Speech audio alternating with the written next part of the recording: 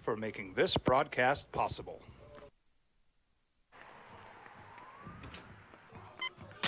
These are more than just the sounds of a safe place to go after school. These are the sounds of interest being ignited and of mentors making an impact. At Boys and Girls Clubs, we don't do just one thing. We do whatever it takes to meet the needs of every kid who comes through those doors. Because whatever it takes is what it takes to build great futures. Great futures start here.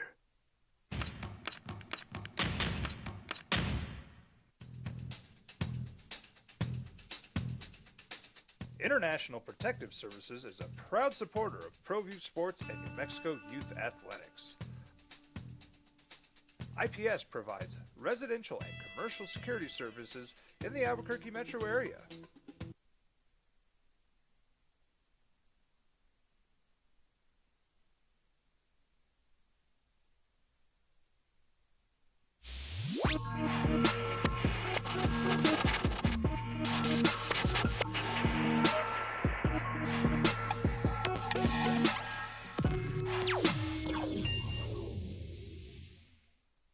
J-Bob.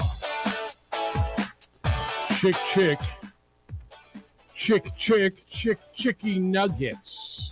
It's not over yet. See, this is where you got to stay away from the common narrative. You know how they tell you in Vegas, if everybody's going one way, kind of go the other? Where are they going?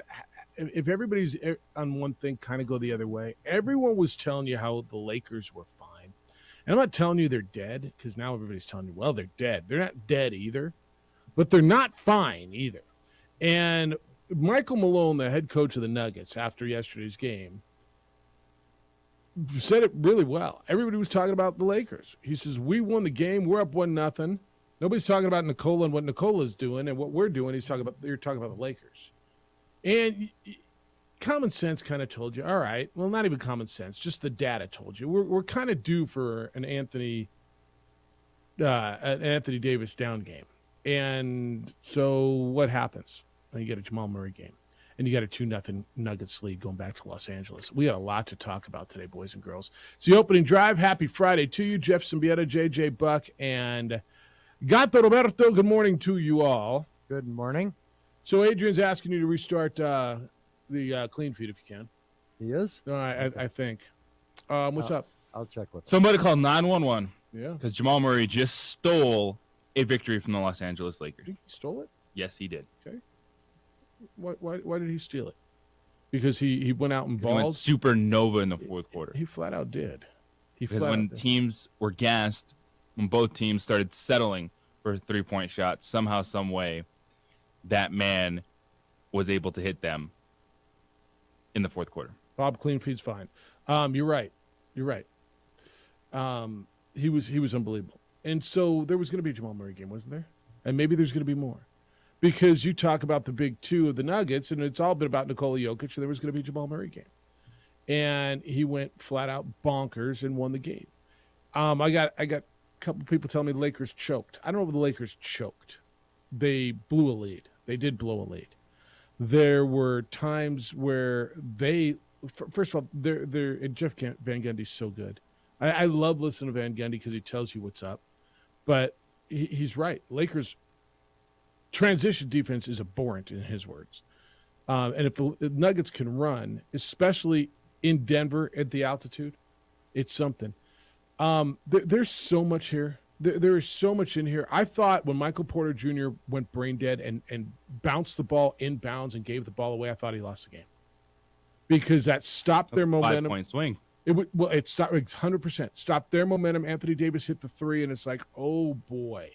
Like, what? Because it was almost check, please time, right? It was almost time.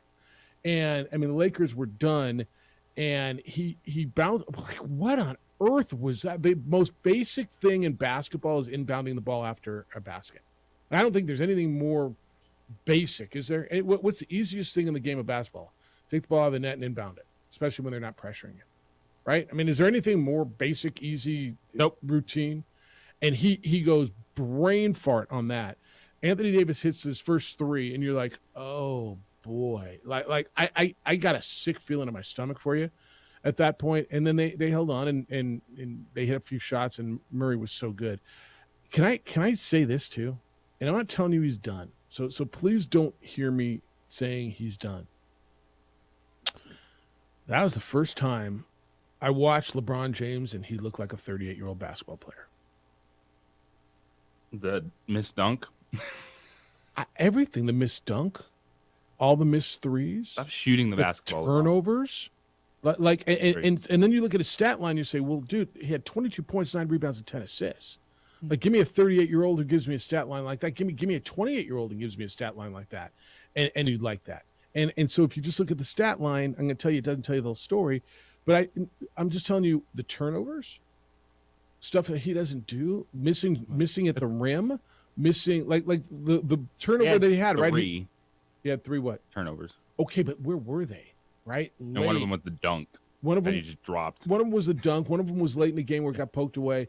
Then he misses. Right, he had that steal off. He missed the layup. That right off that lollipop pass that Jokic didn't come get when they were trying to get the ball over. That changes everything right there. I'm not telling you he's done. Please. No, they were. But did he look like a 38-year-old basketball player to you?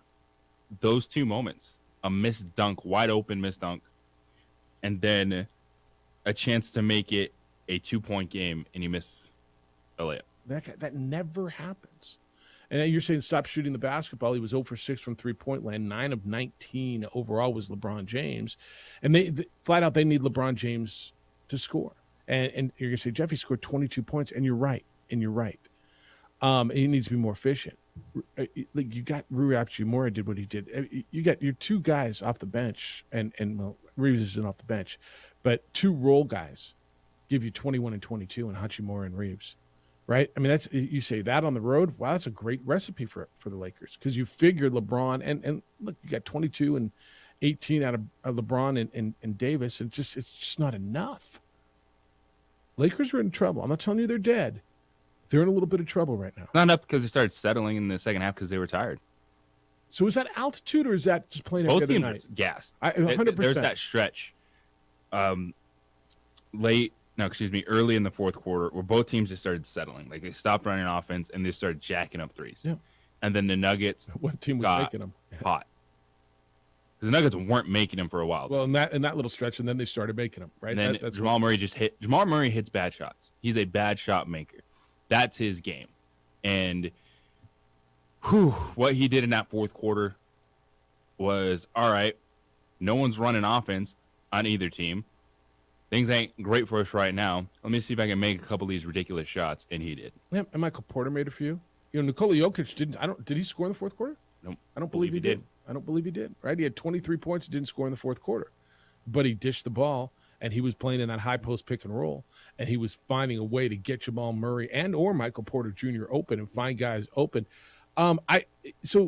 I know you looked at me kind of weird yesterday. At the end of the show, we say who's going to win, and you said Lakers, and I said Nuggets, and everybody was on the Lakers last night, right? Everybody. And I'm going to tell you why I was on the Nuggets. And it's kind of, Michael Malone didn't say it before, but first of all, AD had 3 good games in a row.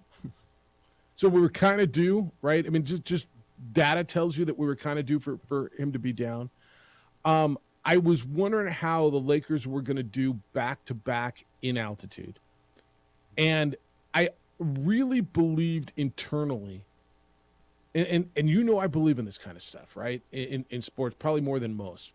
I just believe that the Nuggets were sitting there and listening to everybody talk about the Lakers and their adjustments. And I believed in Michael Malone to go make some adjustments. They didn't make any adjustments. Well, they kind of did, right? And so they kind of did. They turned it over to Murray in the fourth quarter when he got hot.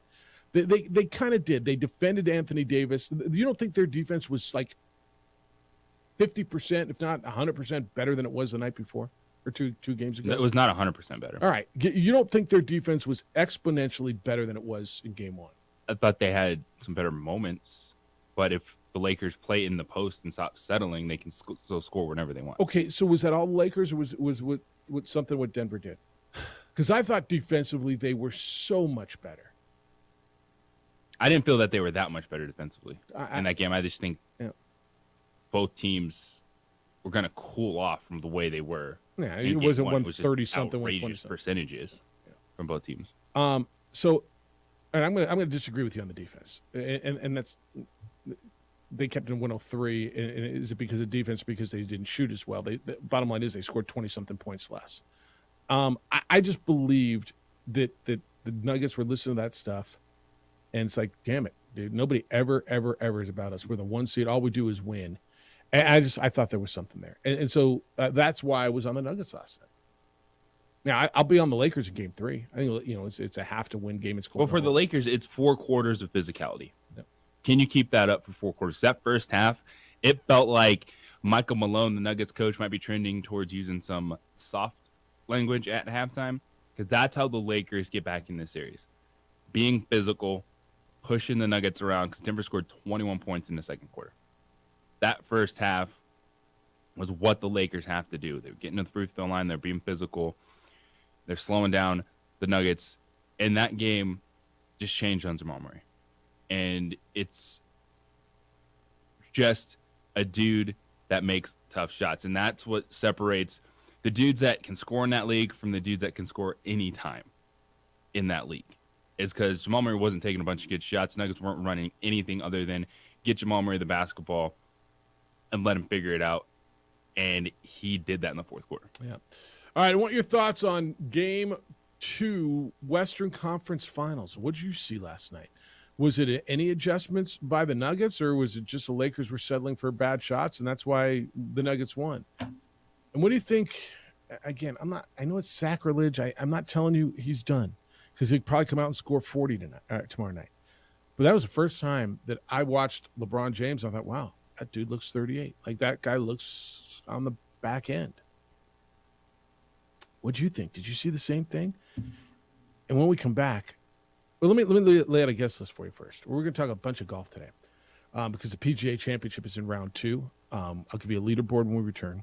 Glenn Milliken, Lobo men's golf coach, is going to be with us at 8 o'clock. Lobos finished 4th in the South Carolina region. They're on their way to the NCAA championships. Historic round for Lobo men's golf, and so Glenn's going to be with us at 8.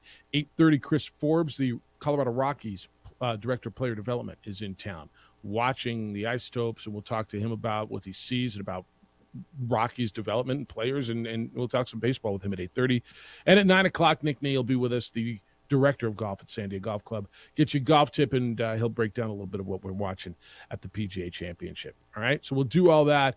Leaderboard when we come back, and, I mean, maybe the Nuggets and Lakers are tired, but these guys have a real reason to be tired. Wow, what a game this one was. It's next on the opening drive on 95.9 FM and AM 610, the Sports Animal.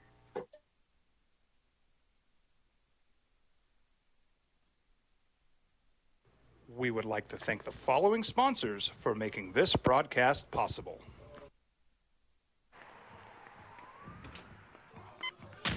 These are more than just the sounds of a safe place to go after school. These are the sounds of interest being ignited and of mentors making an impact. At Boys and Girls Clubs, we don't do just one thing. We do whatever it takes to meet the needs of every kid who comes through those doors.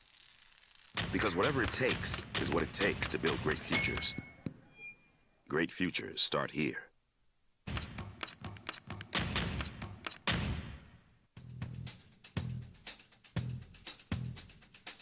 International Protective Services is a proud supporter of ProView Sports and New Mexico Youth Athletics. IPS provides residential and commercial security services in the Albuquerque metro area.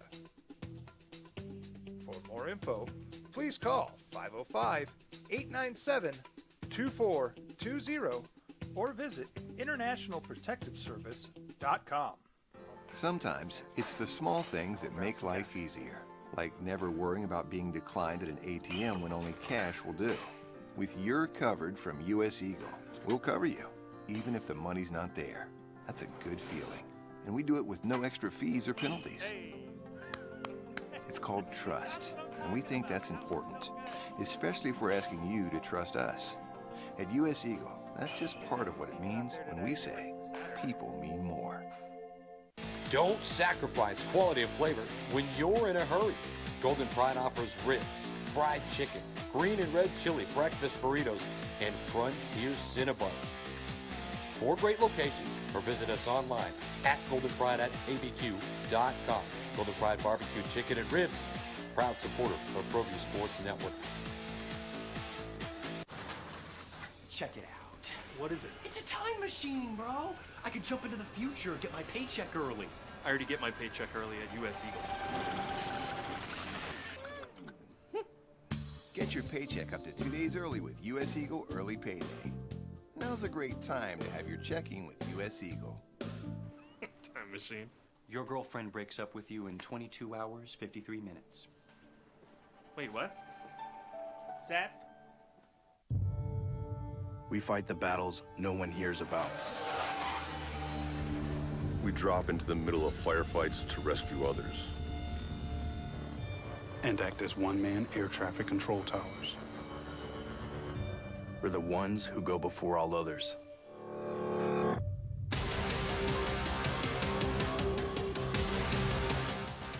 U.S. Air Force Special Warfare are proud supporters of ProView Sports. Hi everyone, my name is Master Sergeant Jacob Groves. I am a Air Force Special Warfare pararescueman. Air Force Special Warfare are proud supporters of ProView Network and New Mexico Youth Sports. Air Force Special Warfare operators are critical thinkers. They maintain a high level of fitness, they take initiative, and they don't quit. For more information on Air Force Special Warfare, contact me at the number listed below. U.S. Air Force Special Warfare are proud supporters of ProView Sports. As a mom, I try to make the best choices for my family and our health. That's why I choose Western Sky Community Care. It's a Medicaid plan with quality health coverage and special benefits like Boys and Girls Club membership credit, additional dental benefits, and wellness and support programs. I decide which Medicaid plan is right for us. I choose Western Sky Community Care. Learn more about Western Sky Community Care by visiting discoverwesternsky.com today. International Protective Services is a proud supporter of ProView Sports and New Mexico Youth Athletics. IPS provides residential and commercial security services in the Albuquerque metro area. For more info, please call 505-897-2420 or visit internationalprotectiveservice.com. We would like to thank the following sponsors for making this broadcast possible. Well, I'm going to the frontier, walking to the cashier, order up a root beer and a number one. Cover it with green stuff, one scoop is not enough. Find a booth is real tough, back by the Duke. Meet my family, meet my friends in the quirkiest restaurant I have ever been. All of Albuquerque's favorite spot, it's the Frontier Restaurant. The Frontier Restaurant is a proud supporter of ProView Networks. Is your leader. They're underway with round 2. DeChambeau Liv shot a 66 in the first round. He's -4, first place. Second place on the course right now, Thomas Peters, Dustin Johnson, Liv. They're both at -3, along with Scotty Scheffler, who'll go out later. Corey Connors will go out later. Guys making moves on the course today, Michael Block, Cam Davis. Now Max Homeless -2 today, up to -1. So I'll keep you up to date as that goes. I got an email from somebody yesterday. It's just not the same without the Tiger Woods updates. It's a little different, but we'll see. All right, Nuggets and Lakers looked tired last night, right? A little gassed, but no overtime. So these guys have a right to be tired. If you watched the National Hockey League last night, and I don't know how many of you watched the National Hockey League, and that's cool if you don't. It was, I tell you all the time, it's fantastic. Ryan was texting me the whole time, did you see that? That should have been a goal. And I'm like, I'm on the Nuggets game right now. And then I flipped over and had plenty more hockey to watch. It was the 6th longest game in the history of the National Hockey League playoffs. They went 4 overtimes. It looked like they were going to a 5th till Keith Tkachuk scored with 12.7 seconds to go in the 4th overtime. Florida wins 3-2, game 1 of the Eastern Conference Finals with Carolina. So, Jeff, why do I care? And because it was tremendous drama. The Florida goaltender, Sergei Bobrovsky, made 63 saves. He said at that point you don't feel much about your body; it's more mental. It looked like they had won it earlier. There was goalie interference. There was a guy in the crease. This is tremendous, and the story of Florida, who barely got into the playoffs, who had to win their last game to get in the playoffs, and then beat the historical best team ever in the regular season, Boston, in the first round in overtime. They're 5-0 in overtime. They're winning 1-goal games. They're winning on the road. They are. If you kind of dig hockey, or you think you kind of do, there's something to watch, dude. They are really, really, really fun. Last night was a tough watch though, because going into overtime, and Wayne Gretzky and the guys on the TNT crew were talking about it. They're like, "Yeah, there's drama here, but these dudes aren't playing to win the game. Everyone was playing not to make that mistake, and that's why it lasted for so long. The goalies were good. There are a couple big time scoring chances, but other than that, it was just a bunch of dudes that like, I'm not losing this game." Until someone finally lost the game. Until someone finally lost it and somebody finally won it. So that, 4 overtimes. I get it if you're tired. And you just played at altitude and you played the whole second half. These guys played 4. So that's basically, 2 2.5 games, right? They played 2 1/3 game yesterday. So the Brett Burns, defenseman for the Hurricanes, logged 54 minutes. Okay. Yeah, that's a ton of ice time. The leader was Monister, one of the defensemen for the Panthers. He played 57 minutes. Yeah, and if you ever watch it, I mean, they go there's no lollygagging. You go so hard every shift. You go hard, and the shifts get tighter and shorter as you get deeper and deeper into overtime. But man, that's a tough one to lose. And as the Carolina coach said, Rod Brindamore, the worst way to lose. There's no way around it, but we'll regroup and come back. But yeah, I mean, we always talk about, would you rather get blued out or would you rather just get beat on a last-second shot, right? And the answer is you want to be in the game and have a chance. But, man, when you go back and think about it, when you get blued out, there's no, well, if I'd have done this or I'd have done this. You lose by one shot. If I'd have done this, or if I didn't fumble that dunk out of bounds, or, And then you add in the fact that you play almost 7 periods of hockey. That's right. That's 2 1/3 games. Yeah. Yeah. Global baseball lost last night on the road 5-3. And you're all over this. So Dan says San Diego State 5, Lobos 3. Jeffrey, Juan Jose, and Ana Maria, y Gato Alberto. A 3-run bomb that's still flying through the chilly San Diego skies this morning, all with 2 outs and 3-2 counts in the bottom of the ninth. Tough loss. Gene says Lobo baseball should be better than this, Jeff. One last team meeting has been called Sunday before guys checking their equipment. It's going to be a long off season. Wondering what happened to the club that won games in the Arizona Invite, but then saw their season unravel. It seemed the program was never able to recover after losing to Colorado State Pueblo. Is that what you think? Okay. Ron says, text, go Aztecs. Jeff, now do you save some of the team for the tournament? Or do you keep the whip out and hope the loss by the Flyboys San Jose State opens the door to a championship? You're trying to win a championship. That's what you do. So Lobos are done. I want you all to remember this was a team that was picked in the preseason polls to finish last. Now, should they be better than this? Should Lobo baseball be better than this? It kind of feels they should be. JT, I'm not going to sit here and tell you I watched a whole bunch of Lobo baseball this year. I just didn't. It's same old story. Offense is fantastic. It's one of the best offenses in the nation.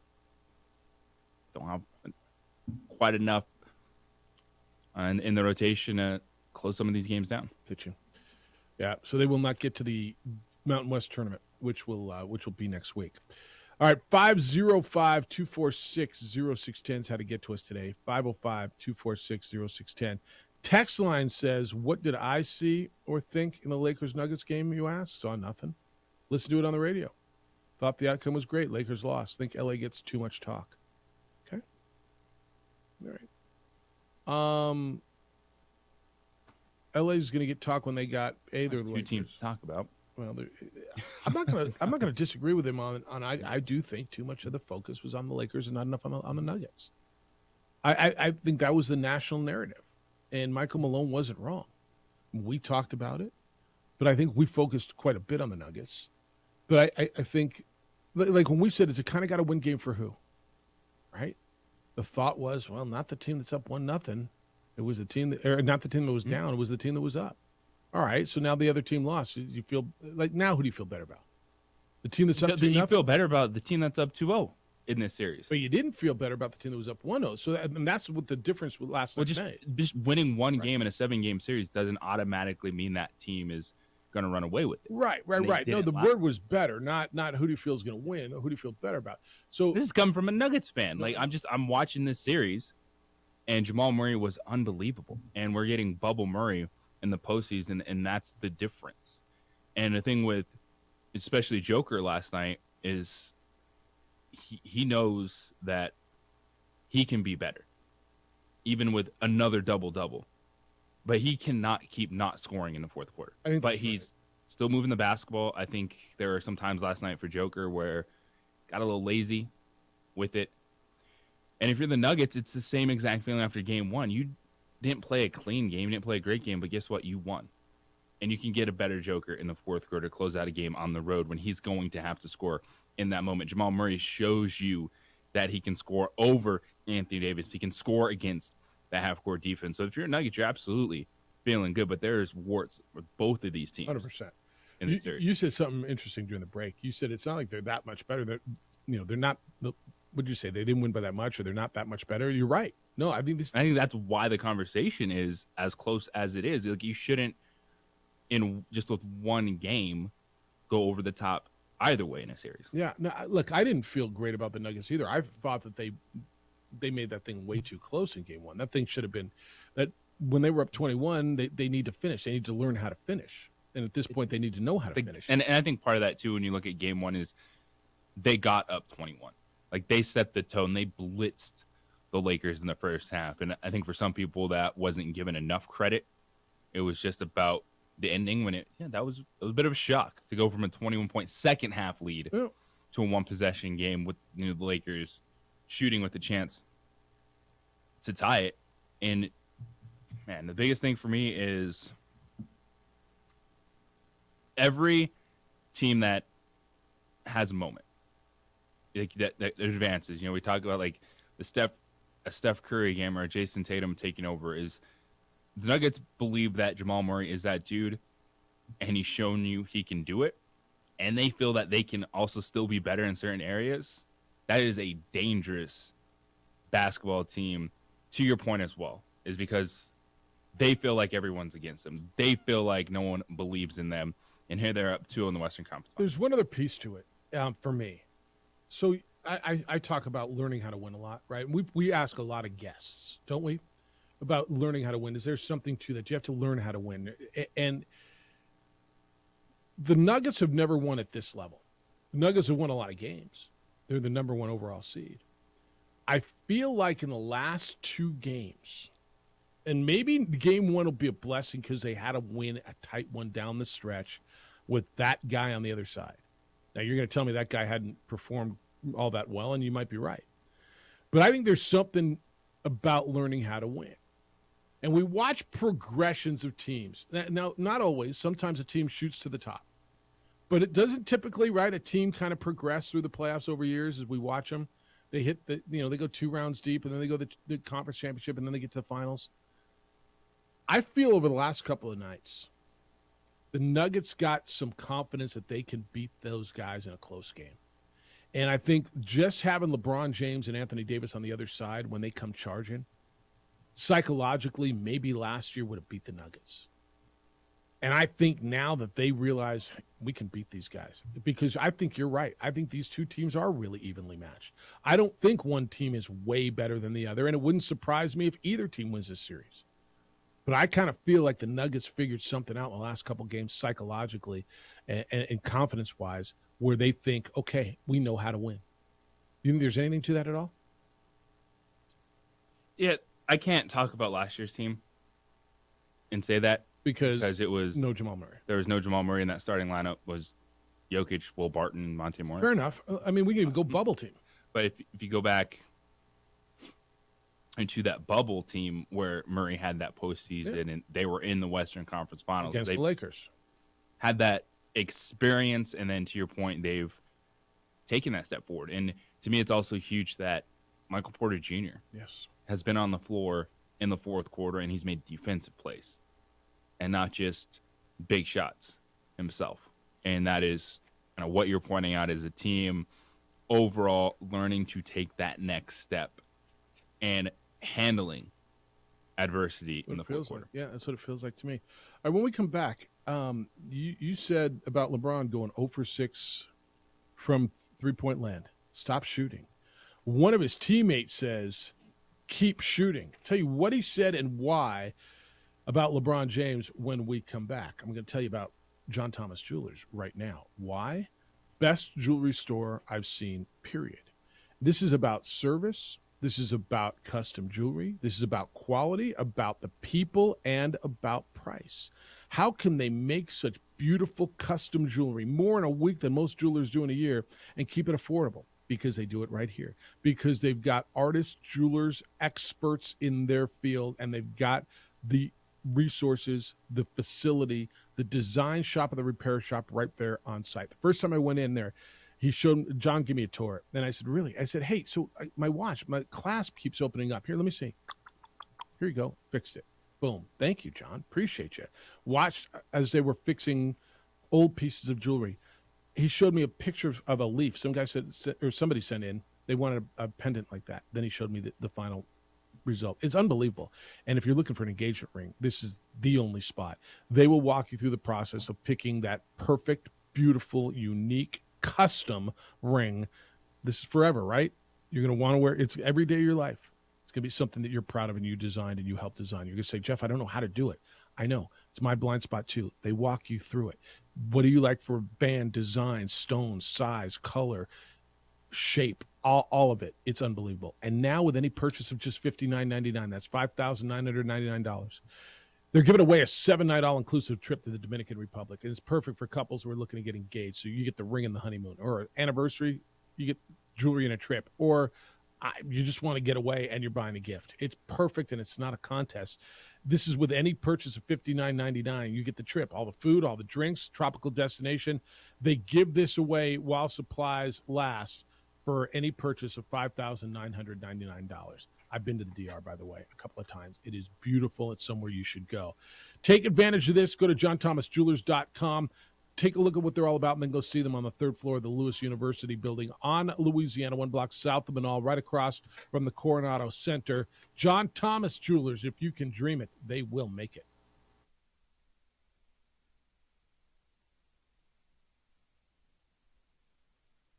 We would like to thank the following sponsors for making this broadcast possible.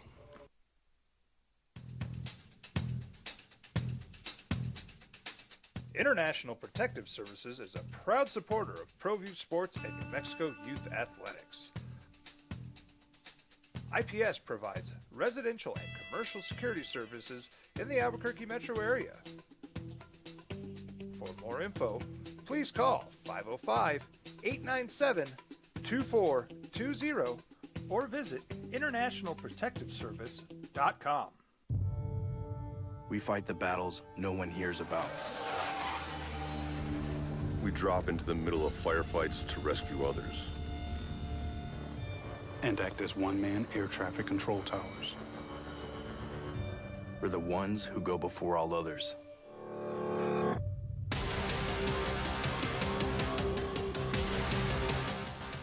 U.S. Air Force Special Warfare are proud supporters of ProView Sports. Check it out. What is it? It's a time machine, bro. I could jump into the future, get my paycheck early.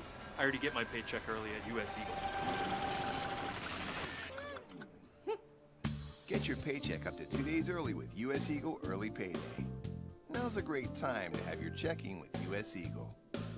Time machine. Your girlfriend breaks up with you in 22 hours, 53 minutes. Wait, what? Seth? Hi everyone, my name is Master Sergeant Jacob Groves. I am a Air Force Special Warfare Pararescueman. Air Force Special Warfare are proud supporters of ProView Network and New Mexico Youth Sports. Air Force Special Warfare operators are critical thinkers. They maintain a high level of fitness, they take initiative, and they don't quit. For more information on Air Force Special Warfare, contact me at the number listed below. U.S. Air Force Special Warfare are proud supporters of ProView Sports. Well, I'm going to the frontier, walking to the cashier, order up a root beer and a number one. Cover it with green stuff, one scoop is not enough. Find a booth is real tough, back by the Duke.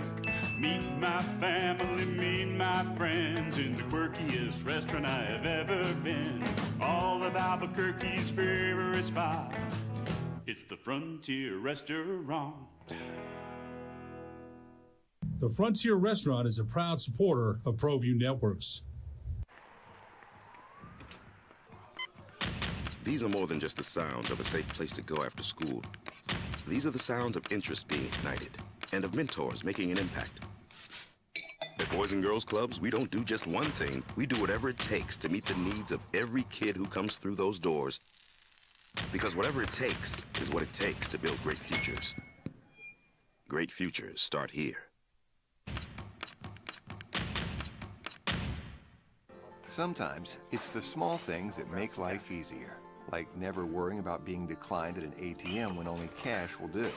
With your covered from US Eagle, we'll cover you, even if the money's not there. That's a good feeling. 108, 103. Look, you don't have to win by a lot. In fact, if the Lakers win by 15, it doesn't mean anything but one game on Saturday or Friday. Blue Arrow.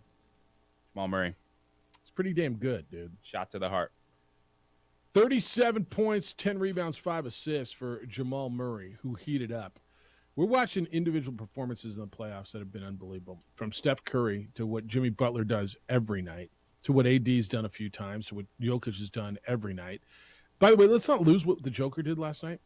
I understand that he, once again, was not the guy in the fourth quarter. How about this? He didn't have to be. He didn't have to be. But his line, 23 points, 17 rebounds, and 12 assists. The man is averaging a triple-double in the postseason and is having a historic postseason. And if they do win this championship, and if they do at least get to the finals, we're going to start talking about this postseason as being one of the best we've ever seen. He doesn't have the highlight moments necessarily like a Steph Curry, or even a LeBron James, or even what Jamal Murray did yesterday, or Jimmy Butler, right? He does it in his Nikola Jokic way. But I don't want to underestimate or underappreciate what he did. You're right, he didn't score in the fourth. But I don't think he was absent in the fourth. I thought he set up almost everything Jamal Murray did. Well, and he set up some of the plays, but it was just Jamal Murray. Give me the ball. Hitting tough shots, which is what the next level does in the NBA. That's right. There's a bunch of scorers. You can find role players and wing players in the NBA. That's why they're there. Then there's this tier of, oh, what are we going to do? Just give him the basketball and he'll figure it out. And that was Jamal Murray in the fourth quarter. Is step back, hitting shots over Anthony Davis, mid-range pull-up, doing absolutely anything he wanted to offensively. And Bubble Murray is back to being playoff Murray. And this is what makes the Nuggets dangerous, man. Is they're a team that, they're just going to keep sitting there listening to everyone think that they're up 2-0, but should be the Lakers. They won in the fourth quarter, but should have been the Lakers. And you got two legit players that you can count on. And that's the thing, too, is Joker can be better in the fourth quarter. He wasn't completely absent, but there's a game where he's going to score 10 points in the fourth quarter. And he's probably need to do it on the road. Mm-hmm. Maybe more. Help come back or close out. Yeah, maybe one more. Of those games against the Lakers. And the thing with Joker, which hopefully people appreciate now, is there was this narrative that he does nothing defensively. That he is just a dude that gets assists and scores points and then is absent on the other end. Is he the best defensive center in the league? No. But you don't rebound the way he does without the effort. And you never see the Joker not giving effort on the other end. And that's a big piece to the Nuggets because they're not great at times defensively. They don't have as many good one-on-one defenders. As long as he's bringing that effort, he's always in the scrum trying to tip out rebounds, trying to get second chance points. that is what makes him so good overall, because even when he ain't the best defender and he's not blocking shots like crazy, the effort is always there. Ask Anthony Davis what kind of defender he is, right? I mean, I think he frustrated Anthony Davis a lot yesterday. Anthony Davis shot 4-15 yesterday. Now, was it all Joker? I mean, I don't know how you can't credit most of that to him. You said earlier, stop shooting, right? LeBron James was 9 of 19 from the field, 0 of 6 from three-point land. He had just an interesting game for LeBron James, right? He had 3 turnovers. So one of them was late in the game. One of them was just fumbling a ball out of bounds, trying to do a double pump reverse dunk. Did he look? I said to you, he looked like a 38-year-old player to me. And we just got an email that said, where is it? It's from Rod. It says, I don't think he looks old, but I wouldn't be surprised if we learn after the season he was more injured than we're being told right now. And I wouldn't be surprised at that either. But I don't know if it was the minutes he played. Okay, he played 40 minutes last night. I don't know if it was the altitude. I don't know if it was playing 3 games in 2 nights. I don't know if he's injured. That's the first time that dude looked like he was coming up short on shots, missed a layup when it mattered, like to bring his team within 2 with 40 seconds to go. Had the ball taken away from him. Again, I'll take that guy on my team playing the way he is. You want to give me 23, what was it, 20, 22, 9, and 10? I will take that every damn night. But that was the first time I'm like, okay, I'm starting to see a little something. Now, it could have been a one-game thing. Yeah, it felt off. Is LeBron James 100% no? But I don't think he drops the ball in the air because his foot hurts. He's jumped in the air trying to throw it down. Yeah, what did you think? What did you think of him going up on a breakaway? It was a steal. He was all alone. He was trying to do a double pump reverse dunk, and he just dropped the ball. Dropped the basketball when James Harden on it. And he just had that look on his face, right? And just went straight to the bench. And right after that, he bully balled to the rim a few times. And he got some layups. Did you feel that at all? Felt off. All right. In those moments. Almost. And then like the steal and missing the layup. Yeah. There's LeBron. The IQ's there. He got to the ball. And that was a weird play. Nikola Jokic didn't come to meet the ball, but they were trying to get they had 4 and that's 4 the seconds. thing, too, for the Nuggets. Like, they got late in the fourth quarter, the inbounds violation, some lazy passes. The inbounds violation, when Michael Porter Jr. turned, and it was their 15th turnover, they were up 99-91. That possession that they turned the ball over, Anthony Davis hits the shot, the 3 that makes it 99-94. That's when I got that feeling in my stomach that the Nuggets, because it was over. They had the ball 99-91. They were on a 20-5 run. They had the ball up by 8, gave it back, and now all of a sudden it's 5 and momentum slipped the other way. That's where I just kind of had a sick feeling. I know you did too. All right, so you said stop shooting. There's a player on his team, LeBron's team, says let him shoot all he wants. Austin Reeves, which by the way was really weird to see Austin Reeves at the podium afterwards. I was like, all right, is LeBron not coming out? Like they're sending Austin Reeves out there. Yeah, he did score 21 points or 22 points. You just look like I got done with the nice rock show. Seriously. Put on a great set. Yeah, he got his hair all spiked up. It was perfect. Quote from Austin Reeves, let him shoot all he wants. It's LeBron James. We want him taking what he feels comfortable with. He's a winning player. End quote. LeBron is 1 for 20 from 3-point in the fourth quarter in the postseason. That is stunning. 1 for 20. It's 5%. I did the math in my head. I couldn't stop thinking about the conversation we had yesterday when he was jacking those threes yesterday. And I'll still stick to my contention that I don't have a problem with the 3 he took in game 1, right? They're down by 3, 47 seconds to go. He's got Jamal Murray on him. He could go bully ball and get him down by 1. And he took the 3 and they lose the game. And I still don't have a problem with it simply because of what Austin Reeves said. It's that guy. It's LeBron James. But at 1 for 20. Now, he's going to hit one, dude. He's going to hit one, say, told you I could still shoot. I don't know, dude. I mean, I think I could hit 1 for 22. Don't you? I mean, you can go out and, right, if you give me 20 shots, I'm going to hit 1. Yeah. Right? Now, I understand it's a lot different, and I'm not saying, that's not what I'm saying. right? He's going to hit one.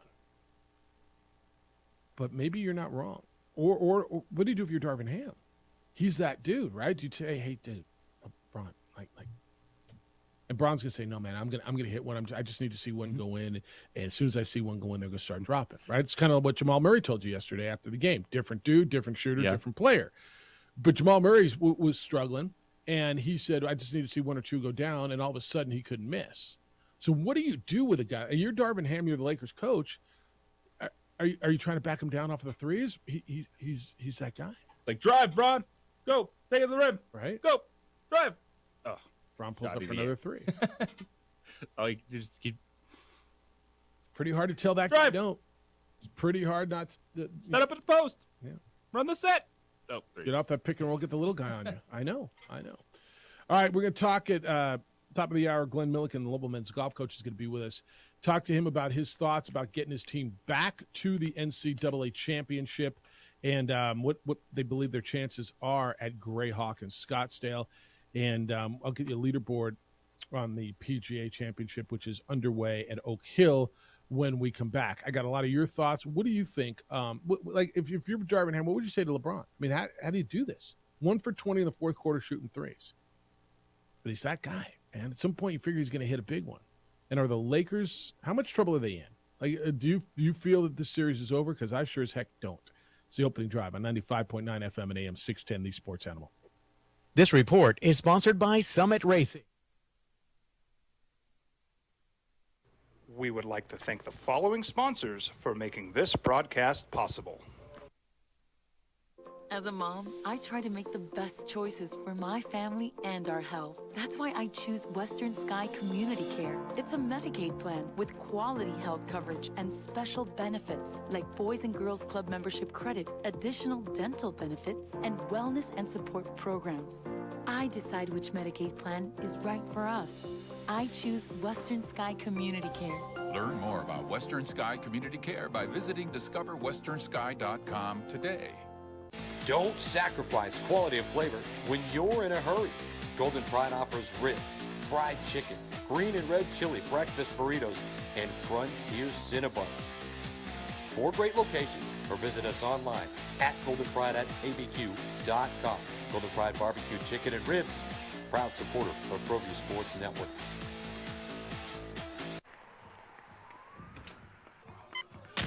These are more than just the sounds of a safe place to go after school. These are the sounds of interest being ignited and of mentors making an impact. At Boys and Girls Clubs, we don't do just one thing. We do whatever it takes to meet the needs of every kid who comes through those doors. Because whatever it takes is what it takes to build great futures. Great futures start here. We would like to thank the following sponsors for making this broadcast possible. Everguard Roofing and Solar. For nearly 20 years, Everguard Roofing and Solar has been working with New Mexicans to enhance their homes and businesses. For all your roofing and solar needs in New Mexico, call 505-821-9543.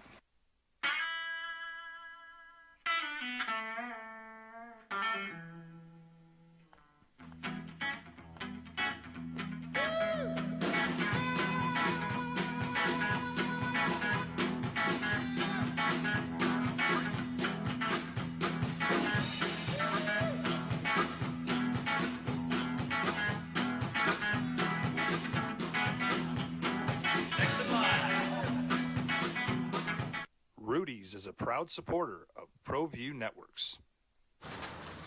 Check it out. What is it? It's a time machine, bro. I could jump into the future, get my paycheck early. I already get my paycheck early at US Eagle. Get your paycheck up to 2 days early with US Eagle Early Payday. Now's a great time to have your checking with US Eagle. Time machine. Your girlfriend breaks up with you in 22 hours, 53 minutes. Wait, what? Seth? Hi everyone, my name is Master Sergeant Jacob Groves. I am a Air Force Special Warfare Pararescueman. Air Force Special Warfare are proud supporters of ProView Network and New Mexico Youth Sports. Air Force Special Warfare operators are critical thinkers.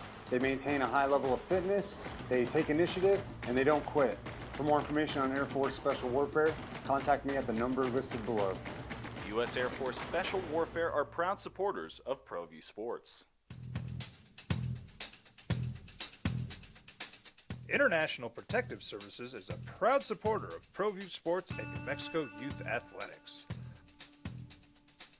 IPS provides residential and commercial security services in the Albuquerque metro area. For more info, please call 505-897-2420 or visit internationalprotectiveservice.com. We fight the battles no one hears about. We drop into the middle of firefights to rescue others. And act as one-man air traffic control towers. We're the ones who go before all others.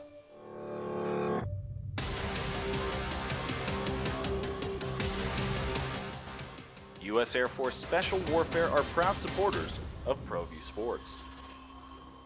Dream style stucco. Stucco is the way to go. A Southwest tradition, beautiful and durable. The perfect combination. Your favorite color, your favorite texture. You're gonna love it when they put it all together. Through any weather, nothing looks better. From the smooth to the rough, they really know their stuff.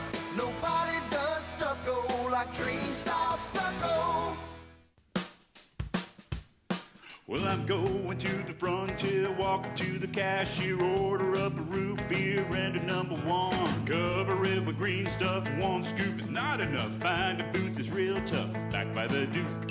Meet my family, meet my friends in the quirkiest restaurant I have ever been. All of Albuquerque's favorite spot, it's the Frontier Restaurant. The Frontier Restaurant is a proud supporter of ProView Networks. A little run. -1 today, -3. Adam Scott's been playing really, really well of late. He's one back along with Dustin Johnson and Justin Rose and Michael Block. Bryson DeChambeau's your leader. He'll go out at 12:30 today. Afternoon round at Oak Hill. It's the PGA Championship. So you got about 6 guys. One stroke back of Bryson DeChambeau. A bunch of them are on the course. Max Homa, 300 today. Looks like the best round going on the course. Homa's -2 and 2 strokes back of the leader, Bryson DeChambeau. It's the opening drive. Jeff Symbieta and JJ Buck. Gato Roberto is in today, and you can. Here's how to get a hold of the show. I realized I asked you a big question, then I'm like, well, I probably should give you numbers. Area code 505-246-0610. Area code 505-246-0610 is the 377 Brewery hotline. It is also the text line, so you can send us texts to that same number. And the emails come in, Jeff at sportsanimалabq.com, JJ at sportsanimалabq.com. JJ's on the Twitter. It's _JJ Buck. And you can watch the show. Adrian's producing on ProView Networks every day. Comcast Channel 26 throughout the state of New Mexico. On our Facebook page, the OD in the AM. And on the YouTube channel for ProView Networks. On the email machine, Lobo Hobo says, the Walpo. He says, Jeff, I can't wait to hear Bobcat belt out the ho today. The Walpo. See what he did there? WOLPHO. Huh? See? All right. Oh. Yeah. This one says, Bobcat hit it out of the park on the Arena Talk yesterday, Jeff. But there was one question that remained unasked. With all the university arena limitations you mentioned, roof, ramp, concourse, seating, etc., then why in the world would you pour $60 million into that old dump without addressing any of those? I thought you did. Yeah, I thought we did. Just by bringing it up, you addressed it. Well, look, it's going to be the Lobos' home arena, and the Lobos are trying to play at that level of basketball. You need to make that arena. The Lobos aren't going anywhere for a long, long time, and so you needed to put that thing, try to maximize it. Now, you're going to tell me they screwed it up, and a lot of you really, really, really adamantly against these suites. And I wonder how many of those of you who hate the suites, which, by the way, now are starting to sell, and now are selling, and now are generating revenue because they're winning. How many of you set up in the mezzanine anyway? Did you ever once sit in the mezzanine at the pit? You ever go upstairs there? When I was a kid. Did you? Okay. I mean, I'd been up there, but I never sat there. But that's why they did it. it needed it. Ron wants to know when we get the official Preakness picks. Can Muse make the Belmont Stakes worth watching? I'm on Muse at the Preakness tomorrow. I'll take the Derby winner, fresh new field. I'm on that. All right, David says on the Lakers Nuggets, the Nuggets are the number 1 seed. They should be up 2-0 after 2 home games. The Lakers are several missed point-blank layups or dunks by Lame Braun. See what he did there? Lame Braun. And a couple of bad goaltending calls against Davis from having this thing tied up, including the 24-point quarter by Murray. The bucket they took away from Davis was a horrible call. Not much of a difference between the teams, but as long as Davis and LeBron play horrible at the end of games, Nuggets have nothing to worry about. I thought it was a bad goaltending call. I thought at first I thought it was obvious. I thought he was tipping it straight down. When I watched the replay, I thought it was a bad call. I thought they did. I thought the Nuggets did get the advantage. I think the Lakers get a lot of calls, dude. I think the Lakers get the majority of the calls their way. Were you here the other day when I told you the silhouette that should be of LeBron? You know how his arms out. Yeah, that should be his brand. Yeah, that could be the new NBA logo. Might as well be the logo of the NBA. LeBron with his arms out, palms up. Like no one in that league has ever committed a foul. And Van Gundy was on it so right yesterday. Nobody's committed a foul in this game.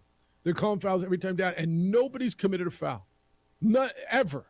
Nobody hit anybody. My guys never cheat. They hit me every time, but I've never touched them. Yeah, it's unbelievable. And what was Lonnie? What's the official's name? Anyway, Big Eddie was saying early, he's had enough. Like it's early and he's already had enough. Richard said, how much is David Stern hoping the Lakers and Celtics get in the Super Bowl, Jeff? Can't think of a bigger ratings disaster than JJ's Nuggets versus the Heat. David Stern, the former commissioner of the NBA, I'm going to guess Adam Silver certainly wants Lakers Celtics 100%. Of the things we all should talk about, yeah, I don't understand why Ben would ever bring up ratings. Like, to me, if that was the case, why wouldn't they just remove every franchise, put 2 teams in LA, put 2 teams in New York, and say, all right, you guys get to play round robin for championship? Well, because it goes to narrative that people want. So what do I mean by that? When people tell you nobody's watching basketball, they can say, look, see, nobody cares. They only want to watch the big. It just plays into narratives. Yes, bigger market teams and big stars are going to attract bigger audiences. Yes. But to your point, and I've said this for years, and I appreciate you coming to the side. I think you've always been there. Then why do you put teams in Milwaukee and Denver? Then why does Raleigh have a hockey team or Florida have a hockey team? I mean, if you just want your ratings winners, then just put all your teams there. Put 5 teams in LA and 5 teams in New York. So much 5 you teams can in rig it. Chicago. You get what you want. No, look, I can't agree with you more. When Milwaukee won the championship, who'd they beat? Phoenix? Yeah. How were those ratings? Those aren't too traditional. And you point out all the time, it is one of the most overblown things in sports because like ratings are down, and it's down, but it's still one of the most watched things that's on TV. Put them in. The ratings are down. Yeah. Like, okay. Put it in comparison with what everything else. Put the viewership numbers of live sports and compare with everything else that's on television, and they're still blowing it away. You cannot go up every year. You just can't. You can't set records every year. And so I was at this conversation. Well, our earnings are down this year, and so we got to. That doesn't mean you lost money. That means you made less money. We didn't make 18 billion. We only made 17 billion, and our earnings are down. And so, put it in perspective. You know what's up, Jeff? You know what's popping? Post Malone, one of the biggest shows of the summer here in Albuquerque. We got 2 tickets to give away. We can do that at 9:25. Got that about 9:25. We're going to give away 2 tickets to go see Post Malone. So stay with us. When we come back, he is. I think the most successful coach that UNM maybe has ever had over the long term. Glenn Milliken's their men's golf coach. They're going back to the NCAA tournament. After getting through the regional in South Carolina, we're going to talk with him, get his thoughts on the PGA Championship, and the legacy, a stud that he's got playing for him. A couple of studs. It's the opening drive on 95.9 FM and AM 610 Sports Animal. Telling it like it is. But Steph Curry, when he is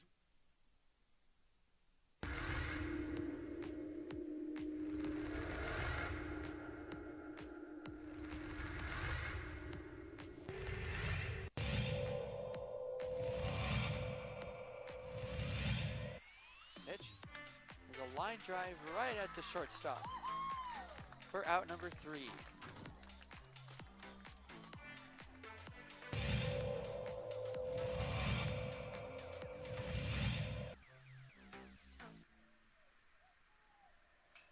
Apodaca ripped to left field. That will bounce in, so it's going to be extra bases as they'll have to chase that one at the wall in the warning track. Flipped up, there's no play at home. So it's an RBI double for Andrew Apodaca.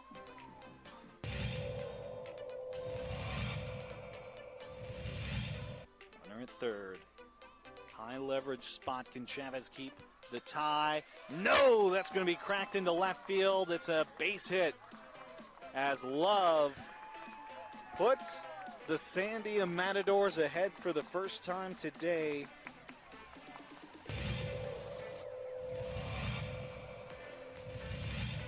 The 0-2. Upstairs goes the backstop, and the run will not score. Gun down at home.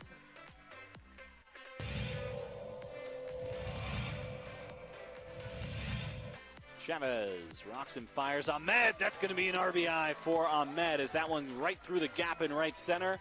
Petrie will scoop that one, and it's looking like a triple as Ahmed plugs into third base, and what a way to score that run for the Matadors.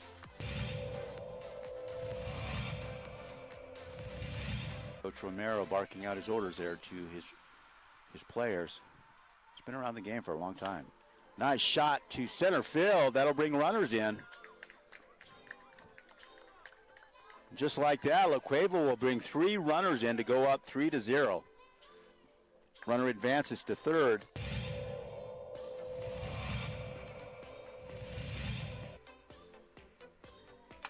Shot to center. That looks good. That's gone. Man, outstanding center shot there.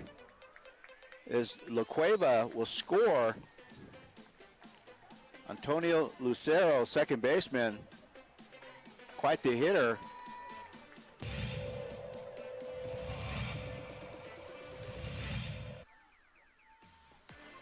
Shot to third, and good catch, and she gets the out.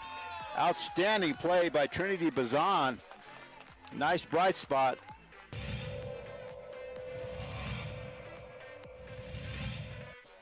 Costly errors allowed Cleveland to get 1 run back. That one's hit on the ground to the left side. Throw to first in time. Throw home. Got her. Whoa, what a play.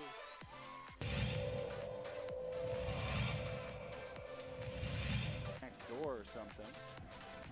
Not sure, but they came out here, and Ellison cracks an RBI out to left field. That's where you got to do it. 1 run, 2 run, and this game could very well be over. It's a play at AM with 3-time New Mexico Sportscaster of the Year, Jeff Symbieta, A. Marie Castillo, and JJ Vaughn. All right, we got so much going on in golf. Bryson DeChambeau's leading the PGA Championship with a bunch of guys making a charge. Scotty Scheffler's there. Dustin Johnson, Justin Rose playing well today. Adam Scott making a charge with the leaderboard. Get you into that. The Women's National Championship for Bryson college. coming out of the Witness Protection Program. Seriously, did you even know he still existed? Like, oh, there he is. Yeah, remember him? Greyhawk Golf Club in Scottsdale is where the men's and women's NCAA championships are. Both the Lobo men and women have qualified. Lobo women will tee off in about 25 minutes. Jill Trujillo's squad doing really, really well. Played so well. They won the conference championship, and they are back in the NCAA championships. And then the men will go next week out at Greyhawk in the same spot. And for Lobo head coach Glenn Milliken, it'll be his 8th national championship tournament that he's been in as a head coach. Been to 18 regionals. He's a 3-time coach of the year. And the Lobos, after finishing 4th after a historic run and just a terrific run at the regionals in South Carolina, are headed back to Greyhawk. And their head coach Glenn Milliken joins us this morning on the opening drive on the Sports Animal. Hi, Glenn. How you doing? Good. How are you guys this morning? We're good. I think I just created an issue. So JJ, I went into the break and saying maybe the most successful coach at UNM over the last 15 years. He says Joe Franklin's going to have a problem with that, and I'm like, all right. There's been some really good head coaches at UNM. Can I put you in that same place with the guy who's won a national championship with Joe Franklin? I don't know. No, Joe is he's in a class of his own. So the rest of us we're not going to catch him. We're just trying to stay within one lap of him. Yeah, for those of you who don't know, the track and cross country coach, and he's been successful. But your run's been great, and this I know this team's been fun for you. Back to the NCAA championships for the 8th time for this team, and I don't know what it is and how you keep doing it. And where does this team rank for you as far as, and it's hard to rank them, right? But is this one of those where you just didn't see it coming, or because they're so young? Yeah, I mean, a little bit. It can be easy to say we didn't see it coming because we had an All-American on our team for 3 years in a row. Sam Choi was a 3-time All-American, and so when someone like that graduates, there's a void there statistically. But Albert Bonetta came back from an injury that he battled for about 15 to 18 months, and so we knew that it was possible. Bastion got a little better. If Matthew was a little better, if maybe we could fill that spot that was left. Sam Choi averaged 70 point whatever for 3 years for us, and they did a great job. And we spent, as far as how it ranks, it's hard to say. I mean, they've advanced to the national championship, and like you said, we've only done that 8 times, and so it's like that's an accomplishment in itself. But the scoring statistics for this team are just ridiculous. I mean, they set our program record at conference with 35 under, and then let that last one tournament because they just shot 42 under. Yeah, I want to get into that. We've shot probably 5 of our top 10 18-hole scores have been shot this season. These guys have just really shown they can shoot a lot of low numbers. And that's kind of where I'm going with that as far as ranking. And it wasn't like, what's your favorite or any of that. I just look at the numbers. And when I saw you shot 35 under 2 weeks ago and lost by 25 strokes to San Diego State, right? Mm-hmm. And then you come back and you better it. And for people who don't understand, this is the lowest 54-hole total 3-round tournament in the history of Global Golf was at the regionals, 42 under. And by the way, you beat San Diego State by, I want to say, 13 strokes. 14. We got 14 of them back. Yeah, 14, and you advance, and they don't. They missed out by 1 stroke. So I guess you'd rather finish 4th here and let them have a conference championship, and you go onto the big one.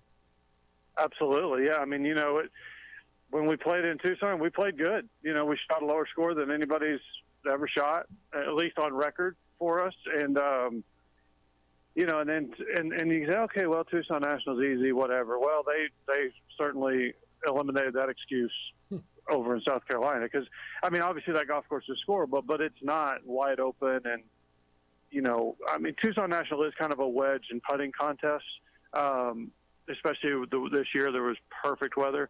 But South Carolina, I mean, you could score on it, but the greens are pretty crazy. They're worse. There's a lot of water in play. So you did, in order to take advantage of those scoring holes, you did have to drive it in play, and you did have to have pretty good control over your numbers into the greens. And there were 4 par 3s that were over 210 yards. So you had to hit some golf shots too to validate and to shoot. To shoot in the 60s, you had to definitely execute some good golf shots to take advantage of the easy holes. So it was impressive. I mean, for Brandon Shong as a senior, to come out and shoot 67 in the final round when he struggled at times this year.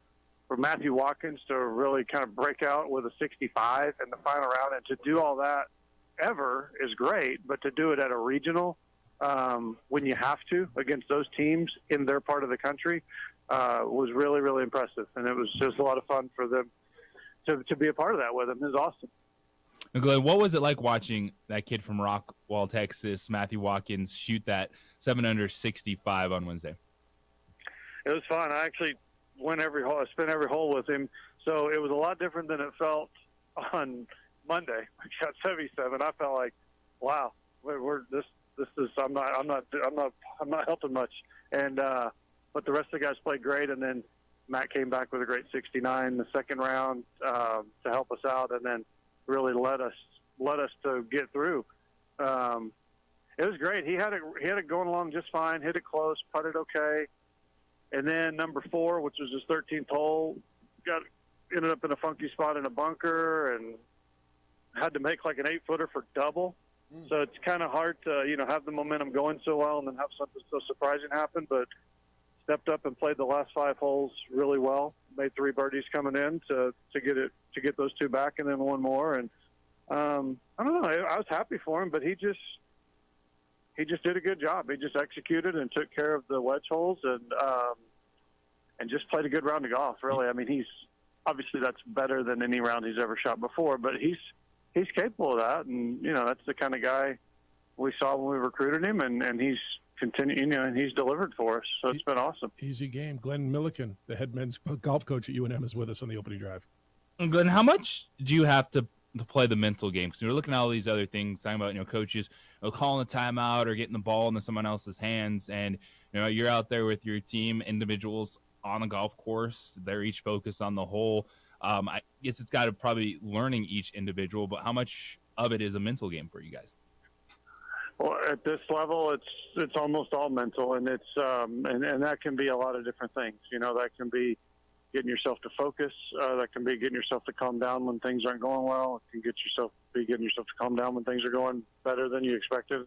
Sometimes it's just talking yourself into and not talking yourself out of things. And but when you have players that we have, that's what it comes down to, and that's the case for everybody. And that's a lot of things we talked about leading into regionals, like North Carolina, Vanderbilt, these teams that literally haven't played bad at all.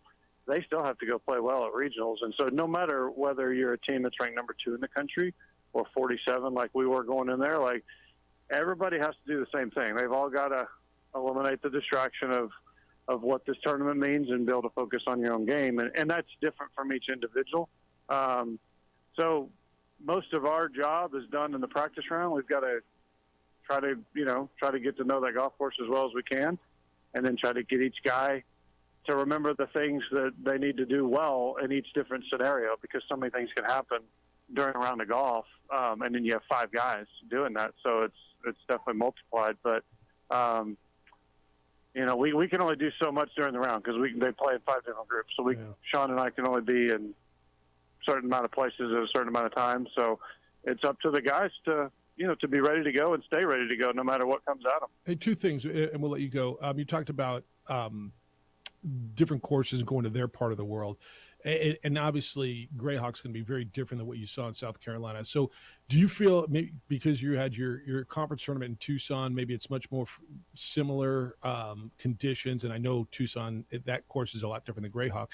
And secondly, how much are you allowed to talk to the players, coach them during rounds? I know there's always rules on who players can talk to, but you can coach them during rounds, correct?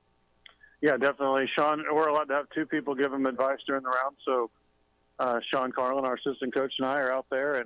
And lately he's been going with Bastion. I've been going with Matthew. And then we kind of, have the ability to maybe bounce around if we need to check in on somebody else.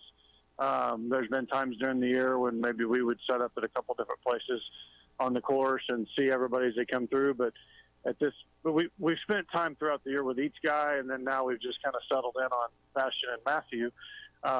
For now, that's gone well the last several events. And then as far as what we're allowed to do, we can do anything for them that a caddy that can do. We just can't carry their bag, but we can do anything you want. I mean, you're essentially their caddy. Yeah, I mean you can do whatever. You just can't. Obviously you can. You can help them read a putt. You can. Yeah. Oh yeah. We can be on the greens. We can. Yeah. I mean, you can do anything. I don't think I knew that. That a PGA Tour caddy can do. And as far as the golf course, I mean, Grayhawk set up well for the tournament. I don't think there's many 30 or 40 under pars out there, but you kind of never know what's going to happen. But they do a good job with the hole locations. The green is firm. The greens are firm and fast, and it's a good driving course. I mean, you definitely got to put it in play, but from it's the same grass that we play on around here in a lot of cases, and similar environment, desert golf courses. So it's not what we saw in South Carolina, obviously, like you said, but it's similar to what what we see around here. Perfect. For sure. And we play Arizona a bunch during the year. So Yep. No, this sets up well. Hey, congratulations on getting back there. The program's great. You and Joe can we can have you both on at the same time, figure out who's had the most success. But when you're having conversations about who's had the most success, it's a pretty damn good conversation. Keep doing what you're doing. Congratulations. Good luck at Greyhawk next week. Always appreciate seeing you and catching up with you. thanks. Appreciate it, guys. Y'all have a great weekend. All right, be well. Glenn Milliken. It's that program's unbelievable, and it has been for a long time. All these caddies out there like, yeah, that's right. The players should carry their own bag. Wait a minute, it's kind of your job, isn't it? I'm here to help you read putts. I'm just here. I can't keep your mind straight. I'll hand you the water bottle now and then. It's the opening drive. We're going to talk at the bottom of the hour. That's 8:30 this morning. Chris Forbes, the director of player development for Rockies. He came in and said you can win and develop players. Looking forward to having that conversation, see how that's going with him at 8:30 on the opening drive on 95.9 FM and AM 610, the Sports Animal. This report is sponsored by Taco Bell. We would like to thank the following sponsors for making this broadcast possible.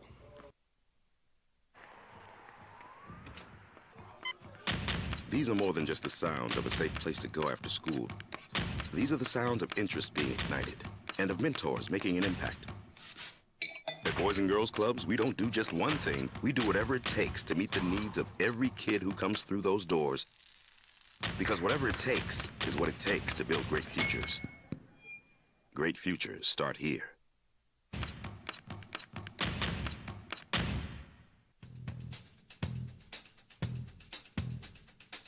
International Protective Services is a proud supporter of ProView Sports and New Mexico Youth Athletics. IPS provides residential and commercial security services in the Albuquerque metro area. For more info, please call 505-897-2420 or visit internationalprotectiveservice.com. Sometimes it's the small things that make life easier, like never worrying about being declined at an ATM when only cash will do. With your coverage from US Eagle, we'll cover you, even if the money's not there. That's a good feeling. And we do it with no extra fees or penalties. It's called trust, and we think that's important, especially if we're asking you to trust us. At US Eagle, that's just part of what it means when we say people mean more. Don't sacrifice quality of flavor when you're in a hurry. Golden Pride offers ribs, fried chicken, green and red chili breakfast burritos, and Frontier Cinnabons. 4 great locations, or visit us online at goldenpride@abq.com. Golden Pride Barbecue Chicken and Ribs, proud supporter of ProView Sports Network. Check it out. What is it? It's a time machine, bro. I could jump into the future, get my paycheck early. I already get my paycheck early at US Eagle. Get your paycheck up to 2 days early with US Eagle Early Payday. Now's a great time to have your checking with US Eagle. Time machine. Your girlfriend breaks up with you in 22 hours, 53 minutes. Wait, what? Seth? We fight the battles no one hears about. We drop into the middle of firefights to rescue others. And act as one-man air traffic control towers. We're the ones who go before all others.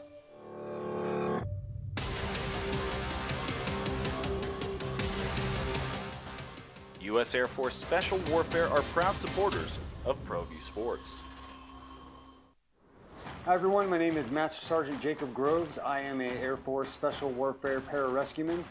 Air Force Special Warfare are proud supporters of ProView Network and New Mexico Youth Sports. Air Force Special Warfare operators are critical thinkers. They maintain a high level of fitness, they take initiative, and they don't quit.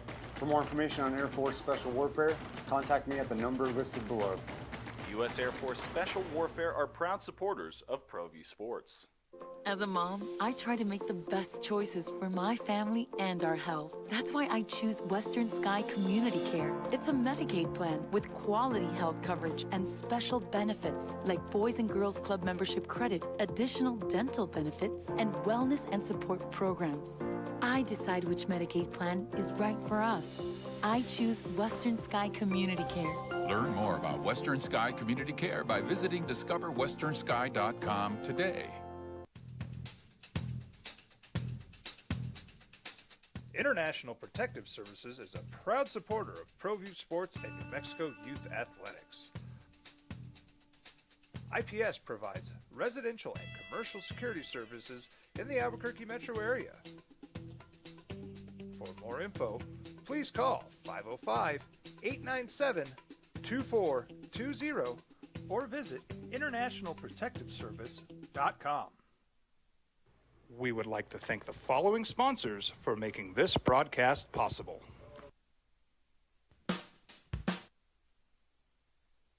Google Play or iTunes App Store. Just search KNML.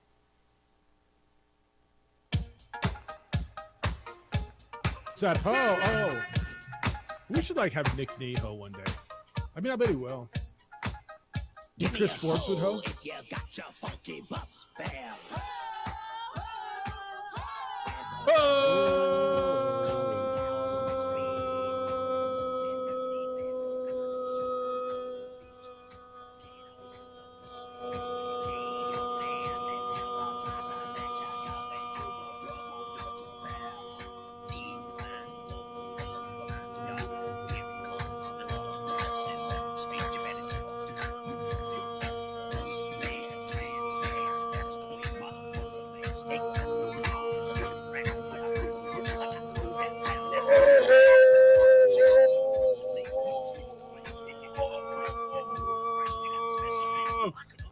Damn, I had nothing. That's like if Denver Nugget, you one ho, you're up 2-0 ho. Like when your team's up 2-0, you homo.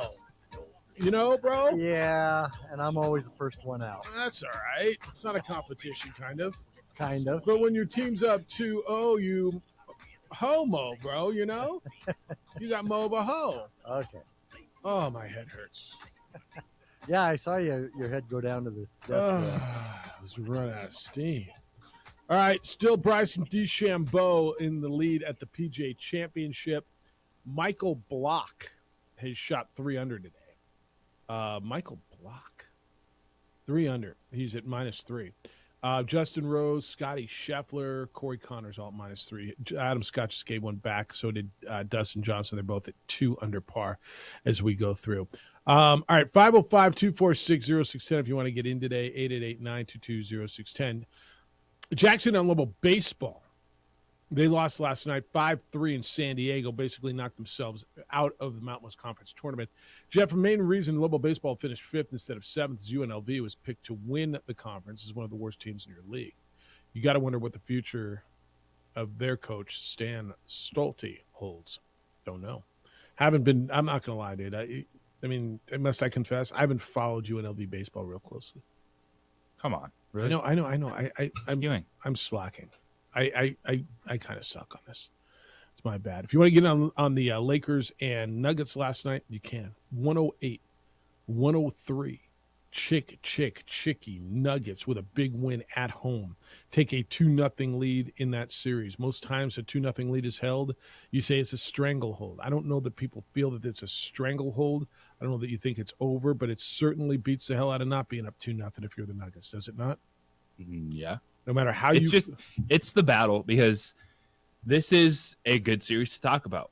I think there are legit things with the Lakers from game 1 that they thought they were going to be able to capitalize on game 2. I like their physicality in the first half, but then Jamal Murray just went otherworldly, and Murray went one of those playoff performances that we're talking about Steph Curry having, Jimmy Butler, and Jason Tatum, fourth quarter, just stepping up when your team needs it the most, and that's what they got from Jamal Murray last night. And this is just, it's happened sometimes, and it's like every Denver versus the world. And kind of, yeah. It's every turn on whatever talking head. It was Colin Cowherd talking about the Mountain Time Zone being the most underwatched time zone in sports. It's the Lakers, it's LeBron James. So there's so much in that. And then you just have the Denver Nuggets going, yeah, we're taking a 2-0 lead back to LA. The 1 seed. Hello, Don. You're on the Sports Animal. What's up, Don? Good morning, Jeff. Hey, is there like an official record? Do you keep records on the hose? A-Marie's got it. I guess last week I missed it by like half a second, but I don't know what it is. But yeah, she's got it. Oh, you don't? Oh, man, it'd be great to know what that is. That way, when I practice, I can shoot for that. Yeah, you got a target. Yeah, no, that's fair. Yeah, Me too. yeah. Hey, regarding the game last night, when Jamal Murray is on like he was there in that fourth quarter, and then you throw in Porter, and then you throw in Brown. I don't even think, what's the other guy's name? The guy that starts with the headband. I can't remember his name. Caldwell Pope, I think. Yep. He got in foul trouble. Yep. Yeah, and I don't know. How many points did Jokic have in that fourth quarter? None. Was it? None. Yeah. So, I mean, if they put it all together like that, I mean, the Nuggets are pretty doggone good. I don't see the Lakers beating them if they can turn it on. LeBron just looked like he was out of it last night. Yeah, he looked tired. He looked tired or injured or. I mean, I'm not going to sit here and tell you that guy's done, because until he's done, he's not done. That was the first time to me he looked 38 years old, right? And I don't know if that's whether it's just tired, if he's more injured than they're letting us know, which was very, very real possibility. I mean, I'm not going to sit here and tell you he's done, but who's undefeated, Don? Who's undefeated? Yeah. Who's the only one? Yeah, Father Time. And the thing is, Jeff, we're thinking about his physical attributes. He's mentally, he's got to be exhausted. 20 years of this, you know what I mean?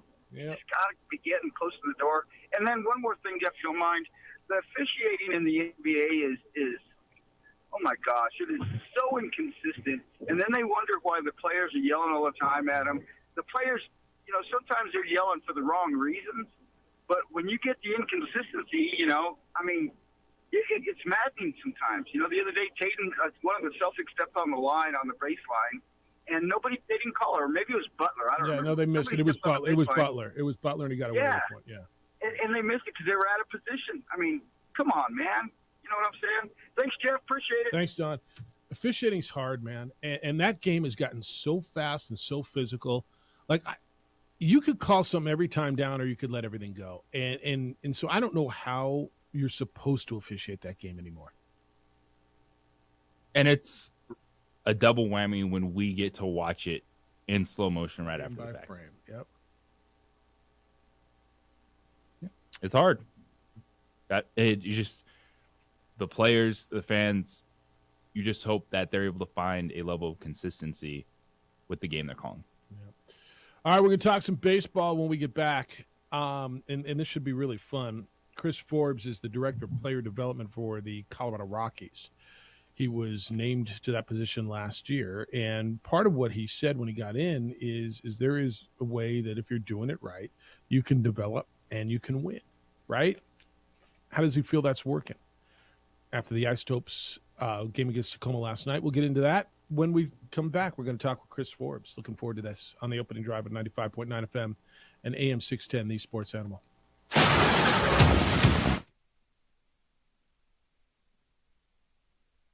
We would like to thank the following sponsors for making this broadcast possible.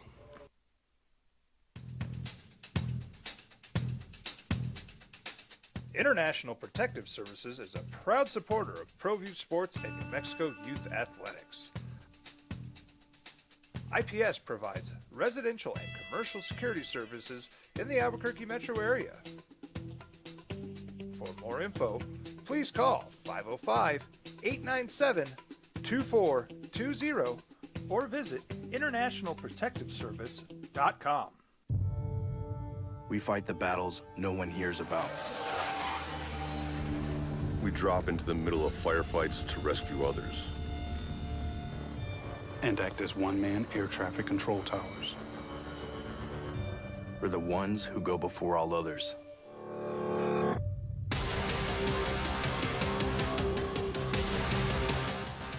U.S. Air Force Special Warfare are proud supporters of ProView Sports. Check it out. What is it? It's a time machine, bro. I could jump into the future, get my paycheck early. I already get my paycheck early at US Eagle. Get your paycheck up to 2 days early with US Eagle Early Payday. Now's a great time to have your checking with US Eagle. Time machine. Your girlfriend breaks up with you in 22 hours, 53 minutes. Wait, what? Seth? Hi everyone, my name is Master Sergeant Jacob Groves. I am a Air Force Special Warfare Pararescueman. Air Force Special Warfare are proud supporters of ProView Network and New Mexico Youth Sports. Air Force Special Warfare operators are critical thinkers. They maintain a high level of fitness, they take initiative, and they don't quit. For more information on Air Force Special Warfare, contact me at the number listed below. U.S. Air Force Special Warfare are proud supporters of ProView Sports. Well, I'm going to the frontier, walking to the cashier, order up a root beer and a number one. Cover it with green stuff, one scoop is not enough. Find a booth is real tough, back by the Duke. Meet my family, meet my friends in the quirkiest restaurant I have ever been. All of Albuquerque's favorite spot, it's the Frontier Restaurant. The Frontier Restaurant is a proud supporter of ProView Networks. These are more than just the sounds of a safe place to go after school. These are the sounds of interest being ignited and of mentors making an impact. At Boys and Girls Clubs, we don't do just one thing. We do whatever it takes to meet the needs of every kid who comes through those doors. Because whatever it takes is what it takes to build great futures. Great futures start here. Sometimes it's the small things that make life easier, like never worrying about being declined at an ATM when only cash will do. With your covered from US Eagle, we'll cover you, even if the money's not there. That's a good feeling. And we do it with no extra fees or penalties. It's called trust, and we think that's important, especially if we're asking you to trust us. At US Eagle, that's just part of what it means when we say people mean more. We fight the battles no one hears about. We drop into the middle of firefights to rescue others. And act as one-man air traffic control towers. We're the ones who go before all others.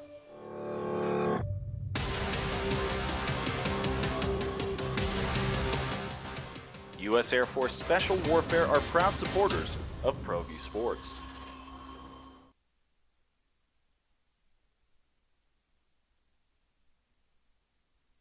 We would like to thank the following sponsors for making this broadcast possible. As a mom, I try to make the best choices for my family and our health. That's why I choose Western Sky Community Care. It's a Medicaid plan with quality health coverage and special benefits like Boys and Girls Club membership credit, additional dental benefits, and wellness and support programs. I decide which Medicaid plan is right for us. I choose Western Sky Community Care. Learn more about Western Sky Community Care by visiting discoverwesternsky.com today. Don't sacrifice quality of flavor when you're in a hurry. Golden Pride offers ribs, fried chicken, green and red chili breakfast burritos, and Frontier Cinnabons. 4 great locations, or visit us online at goldenpride@abq.com. Golden Pride Barbecue Chicken and Ribs, proud supporter of ProView Sports Network.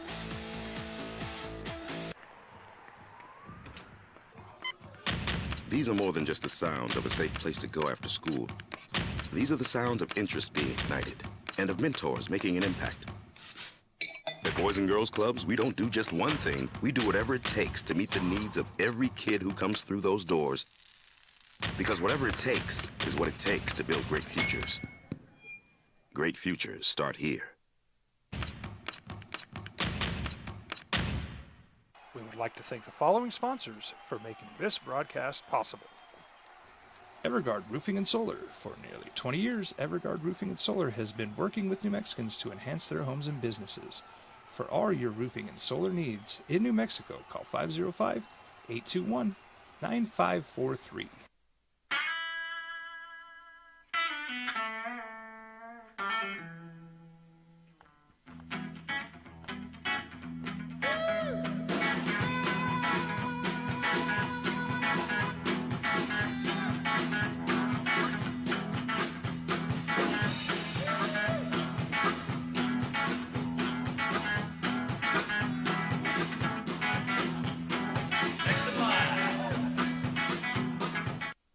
Rockies is a proud supporter of ProView Networks. Tonight, 5-2 over Tacoma. Same two out there tonight. First 1,000 people get a baseball card set, courtesy of our good friends at All In Autographs. April Lynn and Shane taking care of that for you. Opening drive, Jeff Symbieta and JJ Buck. We'll get back to your phone calls coming up in a little bit. But as you go out and you watch, guys, and I know there's so much pride in watching players in the big leagues and with the Rockies who, former Isotope this or former Isotope doing that. And I know it's a big deal, and it's part of why you go out to the ballpark. The other part is, I don't know, what is it, the food? So is that what I'm told? It's the experience. But back in 2002, January 2002, when Chris Forbes was named the Rockies Director of Player Development, he said, quote, "There's always been that dynamic of player development versus winning. But I feel if you're doing it right, you're doing them both." That was his quote. Chris Forbes is the Rockies Director of Player Development, and he's with us this morning on The Sports Animal. Good morning, Chris. How you doing? Doing great, guys. Good morning. Good morning. Appreciate you spending some time with us. So as you go through this, right, I know there was always, especially when you go to towns like this, hey, how come they never win? How come they're not winning? Well, it's about development. Are you on the path to doing what you're hoping to do, develop and win at the same time? And I know it's not going to be a snap of a finger and happen overnight. Well, I think it's a critical part of the process is, trying to get these groups in the minor leagues to win together. Because once you get up top to the TV league, it's all about winning. And there has to be some semblance of winning the game each night, being part of putting your thumb on the pulse of that game that night and finding the win and winning as groups and really having a culture of winning. How do you learn how to win? And I asked this or do you learn how to win? We were just talking about the Lakers and Nuggets, right? And I said, I think the Nuggets in the last two games learned how to win in pressure situations. And what does that even mean? Do you have to learn how to win? And if so, how does winning become something that you learn? And I think it's an interesting dynamic because it even goes to the grassroots processes in this game. What separates players is you're picking teams. What separates players is you're kind of giving out scholarships. What separates players as you're picking them in the draft. And truly, I've always kind of said, if you're looking at two players with a similar skill set, take the guy that's won. Because the guys that won, it's not about the winning as much as they just absolutely hate to lose, And as they kind of work up through the chain, and I was talking about it with one of our pitchers last night at the game, you recognize when you're going to get beat, and obviously you get beat on certain nights, but, the difference in getting beat and actually losing the game. And the guys that we've had with that winning mentality have always just hated to lose more than they've actually liked winning.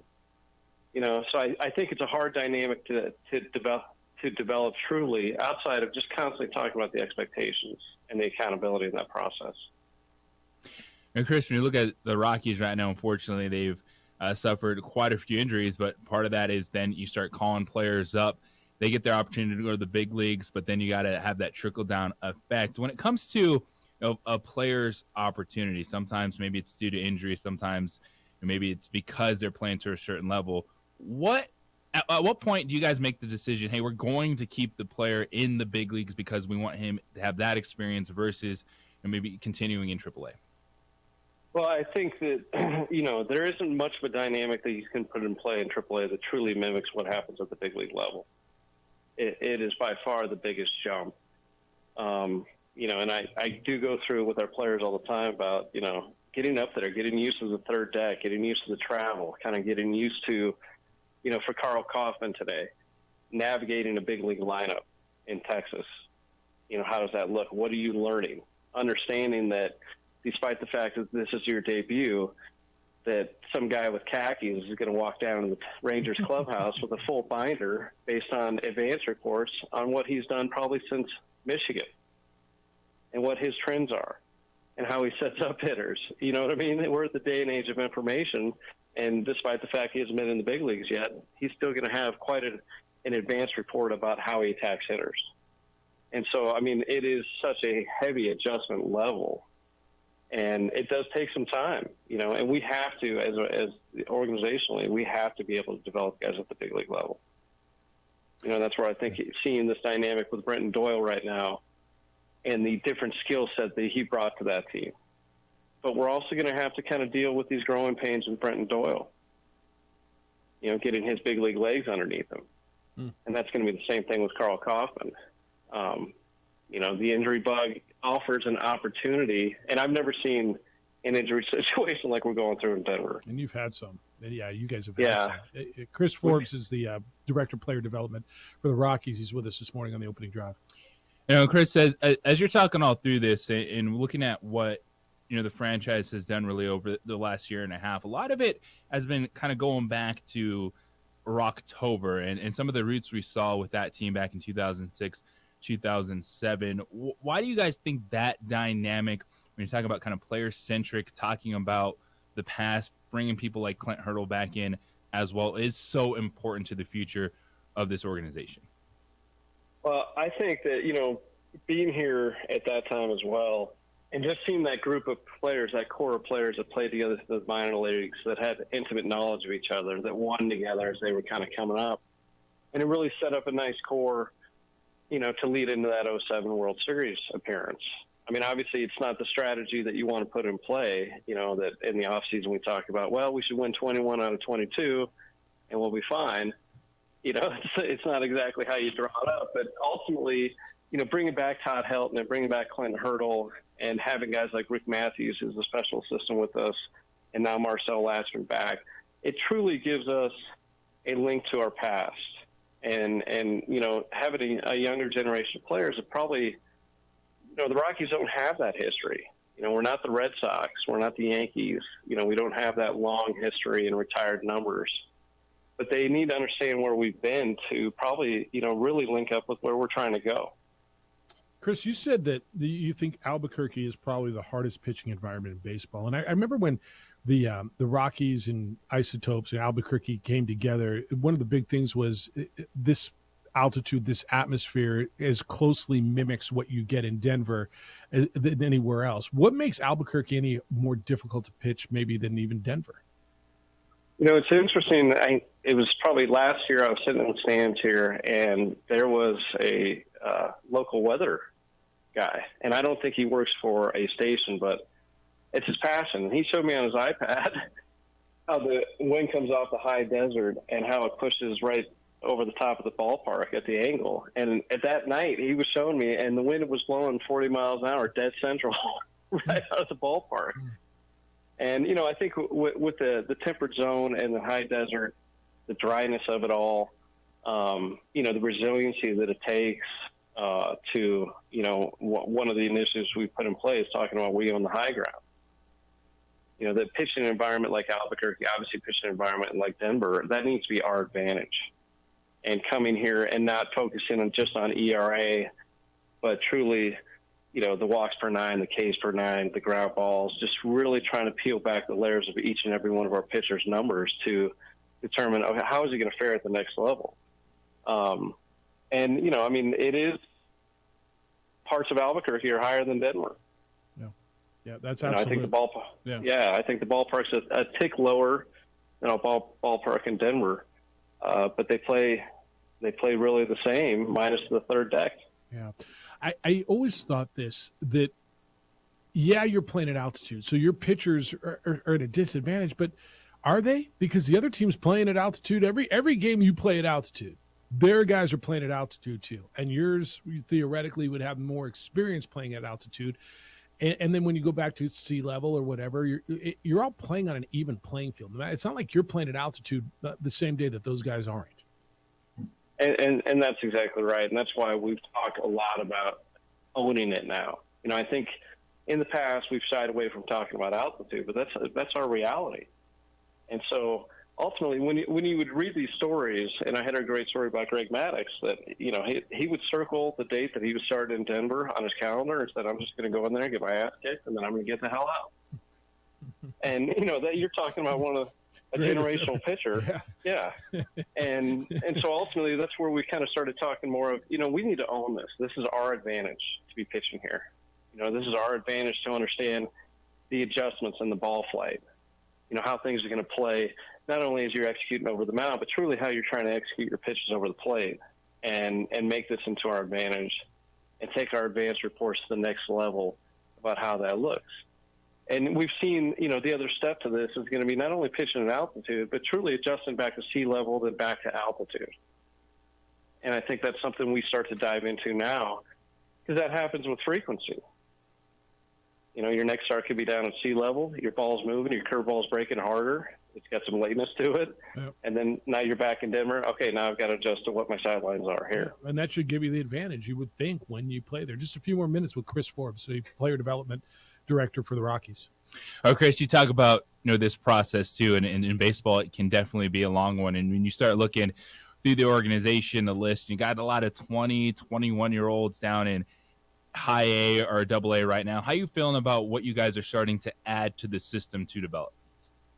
I mean, I think, the strength of our system had been the lower levels. And as we start kind of driving those guys up and picking the spots to make sure they can adjust to the next level, I do feel really good about where we're at. I really liked our draft class last year. We took 16 pitchers in a 20-round draft, trying to drive that initiative in there. We've got a really good group of position players. Quite a few of our top 30 position players are actually in that Spokane group. And this will be the year that we kind of start breaking that group up a little bit too. Because the Eastern League is a hard league, our AA league. It's got some teeth to it.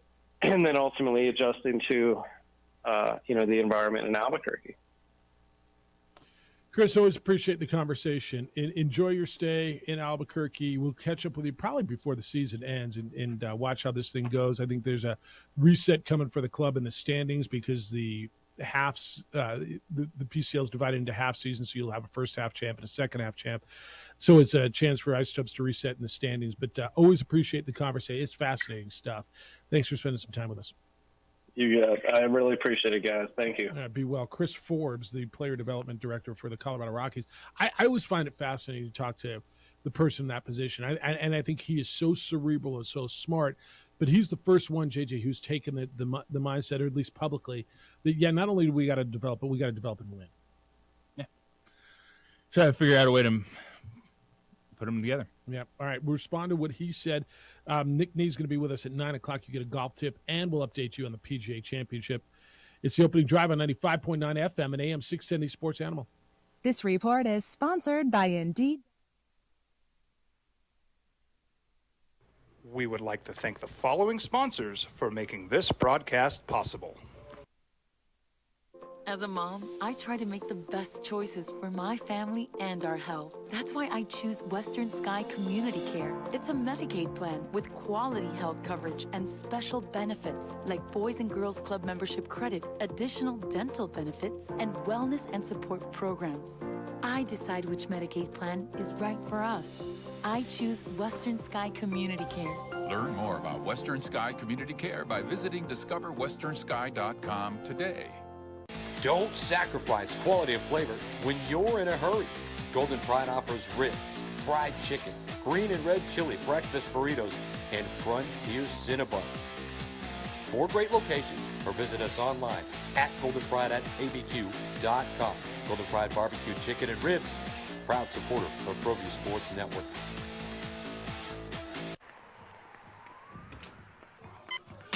These are more than just the sounds of a safe place to go after school. These are the sounds of interest being ignited and of mentors making an impact. At Boys and Girls Clubs, we don't do just one thing. We do whatever it takes to meet the needs of every kid who comes through those doors. Because whatever it takes is what it takes to build great futures. Great futures start here. We would like to thank the following sponsors for making this broadcast possible. Everguard Roofing and Solar. For nearly 20 years, Everguard Roofing and Solar has been working with New Mexicans to enhance their homes and businesses. For all your roofing and solar needs in New Mexico, call 505-821-9543.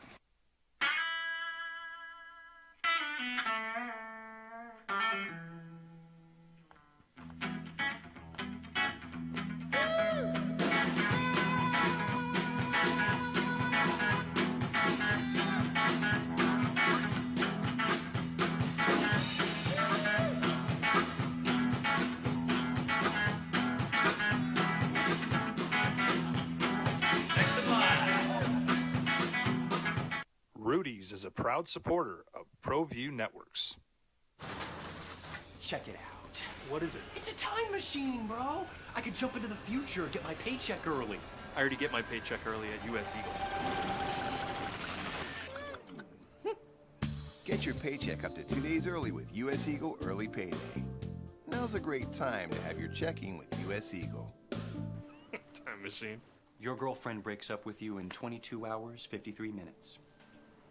Wait, what? Seth? Hi everyone, my name is Master Sergeant Jacob Groves. I am a Air Force Special Warfare Pararescueman. Air Force Special Warfare are proud supporters of ProView Network and New Mexico Youth Sports.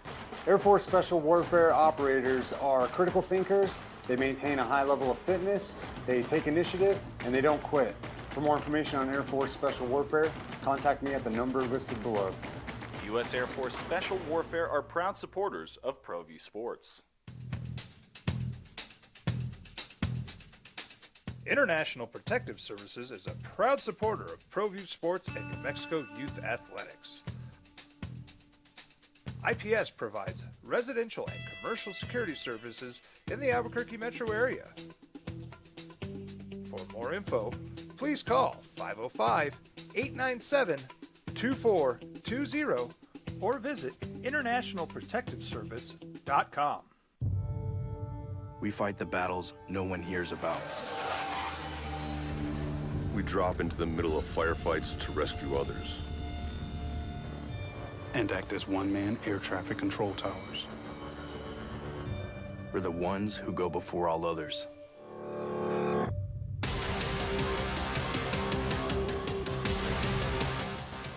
U.S. Air Force Special Warfare are proud supporters of ProView Sports.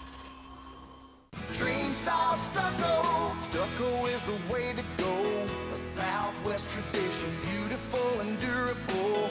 The perfect combination. Your favorite color, your favorite texture. You're gonna love it when they put it all together. Through any weather, nothing looks better. From the smooth to the rough, they really know their stuff. Nobody does stucco like Dream style stucco. Conversation I could sit around and just have for hours. It's like, remember when we sat at preseason with Pedro Lopez, the manager of the Isotopes, and just talk baseball. Like I could ask him questions. Chris Forbes. Steve Forbes is a totally different dude. Probably three different dudes. Chris Forbes, the director of player development for the Rockies, just with us on the opening drive, and I could sit around and I could talk to him for hours about just philosophy and players and just the new age. He was talking about the guy with khakis that's going to come with a binder and trace your tendencies all the way back to Michigan, and that's your scouting report, and that's how they got to be better prepared. I find that stuff fascinating. So I hope you enjoyed that. Hey, I'm not looking to bring this thing to a crashing halt, but I do want to let people know. And JJ, you and I had, Lord knows how many producers on this show since we started. Right, it started out back in 15 years ago in July. It was me and Skip Lacombe and Joe Gonzalez, and we've had, I mean, you start naming some and you forget them, and so many great people and so many great personalities who've been with us. And I just learned yesterday, Bernadette, who we call her Bernie Jean. She was just such a wonderful, beautiful soul. She lost her battle with cancer, I guess this week, and she passed away. And I didn't want to let that go unmentioned on this show because I really firmly believe that, first of all, I don't like to say I'm a success or we're a success, but I think a local show that's lasted 15 years in any market, there's some modicum of a success. I'm not going to sit here and pat ourselves on the back for that, but every person who's been part of that, Bob, you're part of that, A-Marie and Joe and Julia and Hoser and every producer we've had, and Bernadette was part of that. And our thoughts, JJ, I know our best wishes, our love goes to her family. And she battled and that was just such a kind, positive, beautiful person. And we're hurting. When I saw that yesterday, it was just a gut punch, and I don't want that to go unmentioned, unloved. We loved her, and she was part of what we did, and so I know you feel the same way on that. Yeah, it was a tough one. You knew her, right, Bob?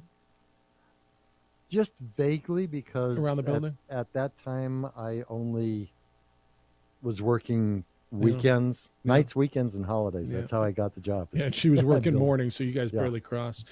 But our love to Bernadette's Yes. family, and may she rest in peace, because she was a kind, beautiful, wonderful soul. All right, let me hit you with some. People love your hoe, Bob. Gopher said, Don't know why. That's what I call a hoe. Tell Bobcat it's not all about length. You just want to see a consistent hoe improvement.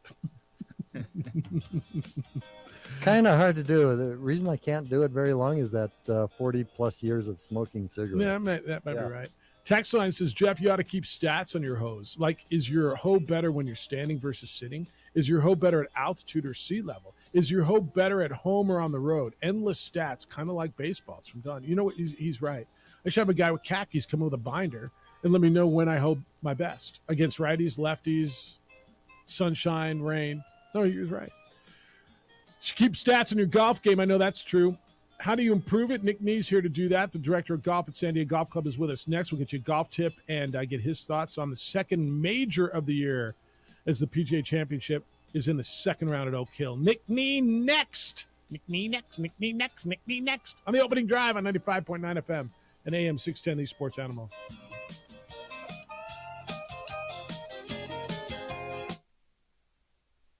We would like to thank the following sponsors for making this broadcast possible.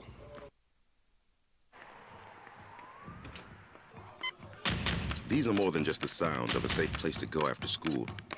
These are the sounds of interest being ignited and of mentors making an impact.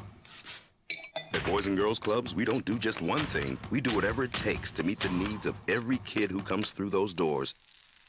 Because whatever it takes is what it takes to build great futures. Great futures start here. Don't sacrifice quality of flavor when you're in a hurry.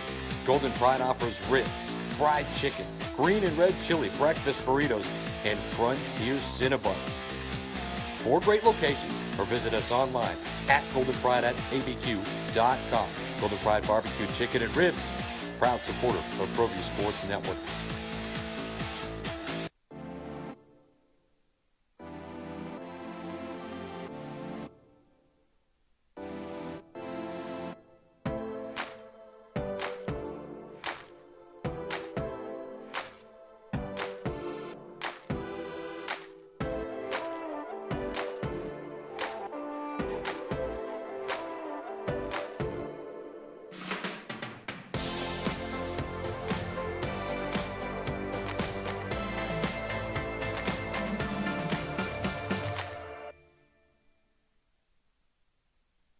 We would like to thank the following sponsors for making this broadcast possible. For your business or your home, Valley Fence stands alone. We're number 1 in New Mexico for a reason. It's the best fence you can own. Proudly serving New Mexico for over 50 years. At Valley Fence, the difference is clear. No fence too big, too small, or difficult. We handle them all. Check it out. What is it? It's a time machine, bro. I could jump into the future, get my paycheck early. I already get my paycheck early at US Eagle. Get your paycheck up to 2 days early with US Eagle Early Payday. Now's a great time to have your checking with US Eagle. Time machine. Your girlfriend breaks up with you in 22 hours, 53 minutes. Wait, what? Seth?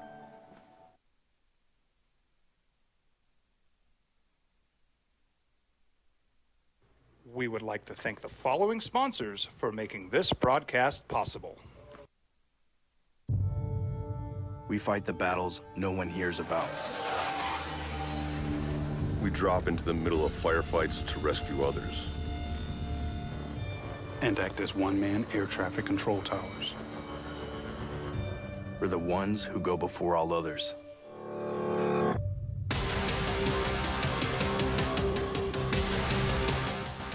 U.S. Air Force Special Warfare are proud supporters of ProView Sports.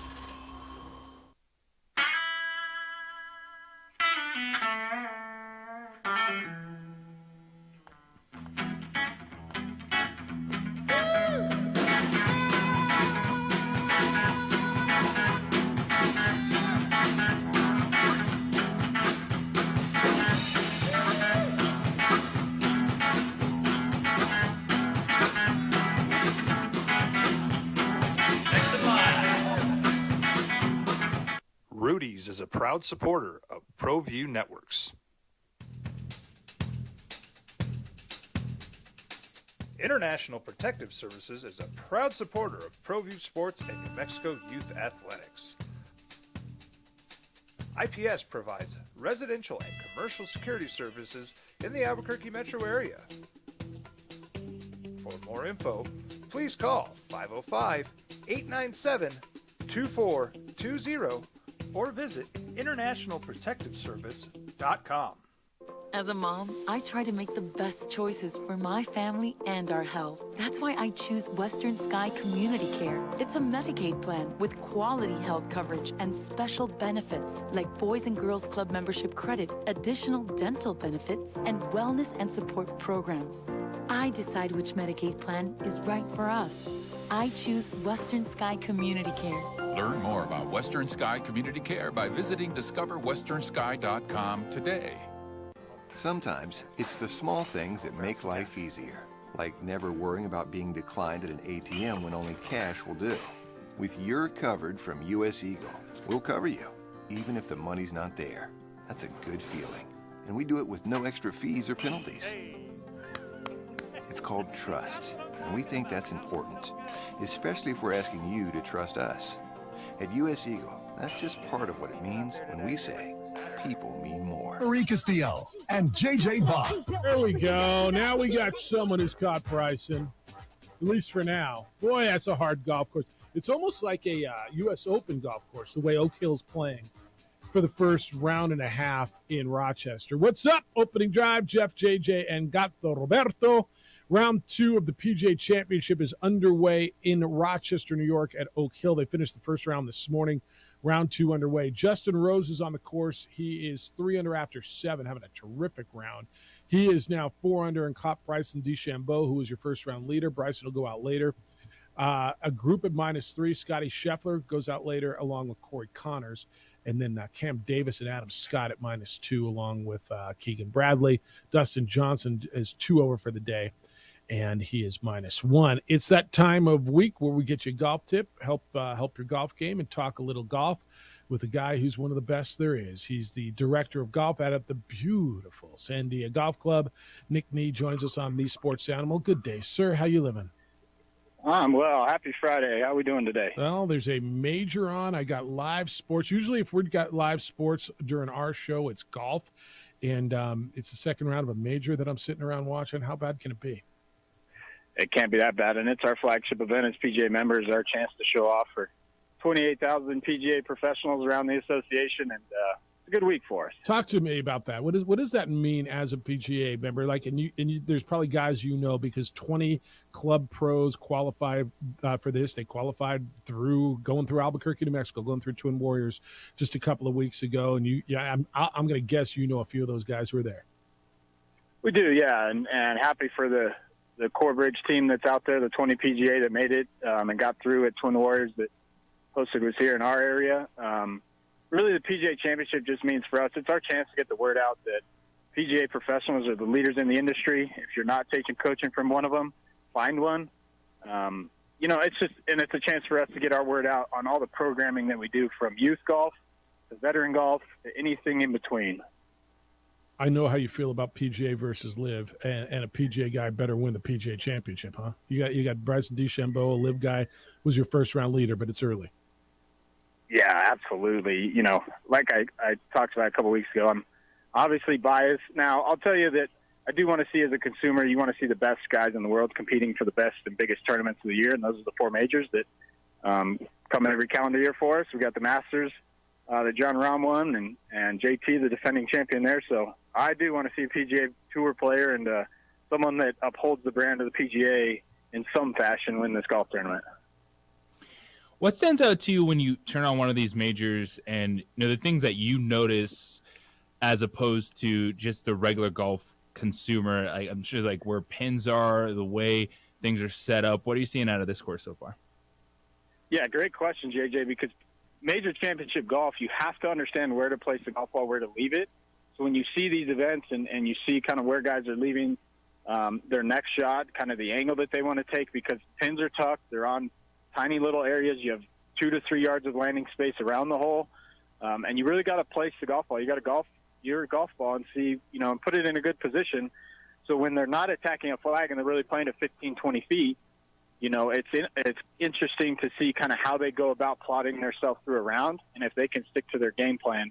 Because other events, they can bomb it. The rough isn't what it is at Oak Hill this week, on standard PGA Tour events. So where they leave it and then how they attack the golf course when they have the opportunity, if they can stick to their game plan, it's kind of fun to see that evolve through their 18 holes of tournament play. Let's talk about that rough. How important is scrambling, and how much do you think these guys would work on those type of shots ahead of a major, and how do you even do that at sometimes, trying to hit out of rough like that? Yeah, it's ridiculous. I mean, you see guys hitting it 4 or 5 yards out of it when they're trying to hit, a long iron or even a metal wood. But if you ever get out to a practice round, guys are not sitting up there hitting drivers, 3 or 4 drivers, but when they get to the green, they got 3 to 4 golf balls, and they're dropping it in positions to see where they can miss it. And to watch that, that's how they practice. And when you get on the golf course, and obviously we can't do it for pace play purposes, but we can go practice at a nearby facility. We can throw balls in the rough around a chipping green and work on the shots that you get on your round, because you can see what they do. And when you watch a practice round, it's pretty evident how they feel or where they're going to get their feels from, whether it's they don't mind being in the rough, long on certain holes, or they really want to miss it in a bunker. So you see them do a lot of bunker work, how the sand and the interaction that is with their game. It's pretty cool to see. And that's where they practice it. You see them hit a lot on the range, but when you watch a practice round in progress, they're dropping 4 golf balls at the green, and how they get around it, they're getting comfortable. And then they, when they get in those situations, they know how to get out of them, because that rough is unbelievable this week. Nick Nee is the director of golf at the beautiful San Diego Golf Club. It might actually be part of the name now, beautiful San Diego Golf Club. Hey, so you're kind of led into something, and for someone who doesn't get it, right? Someone who is a casual golf fan, maybe just watches this, but doesn't watch we always pick on the John Deere or the Byron Nelson. But the difference between this tournament and something where you're seeing guys go 22 under, 25 under, 18 under, and what makes these tournaments so difficult really is the conditions, isn't it? It is, and when you get offline, it penalizes you. It humbles you quickly that you have to hit it in the right spot, because if you're not attacking or if you're not placing the golf ball where you need to, it is completely penal to your game, and you'll see they'll make a ton of bogeys. But then there's opportunities, there's holes that they can attack. But this week, unlike any other week, just like the event last week that I don't even know the ridiculous number they shot to win it, but you get penalized if you get offline, and that's major championship golf. All right, before we get into the golf tip, I want to ask you about the local golfers and specifically what UNM's doing. And I look up right now, and it's super early. They're in the first few holes. Lobo women are in second place at the NCAA championships. Now, relax, because not everybody's only 12 teams are on the course, but they're 1 under early. What Jill Trujillo and that women's team, what Glenn Milliken and the men's team, what they do on a consistent basis, the fact that they're both in the NCAA championships, there's a field of 30 and they're in it, both of them. What does that mean for local golf? Does it mean anything at all? I know you know both of them pretty well.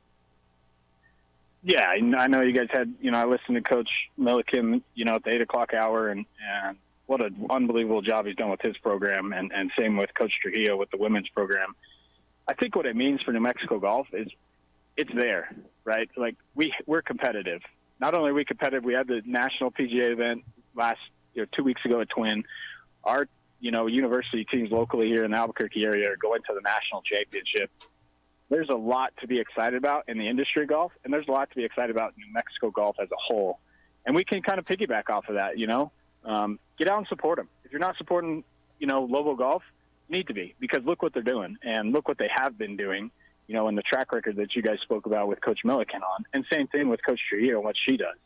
They're unbelievable golf. They do a tremendous job of developing those kids once they get in.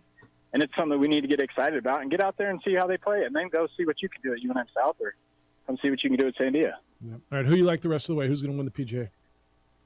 Ooh, that's a great question. My first pick of the week was JT to defend. I think he just plays well in PGA championships. But I don't know. I think it's a little early. I'm going to sidestep that one and Fair. I'll just say a PGA Tour professional. Somebody that plays on the tour.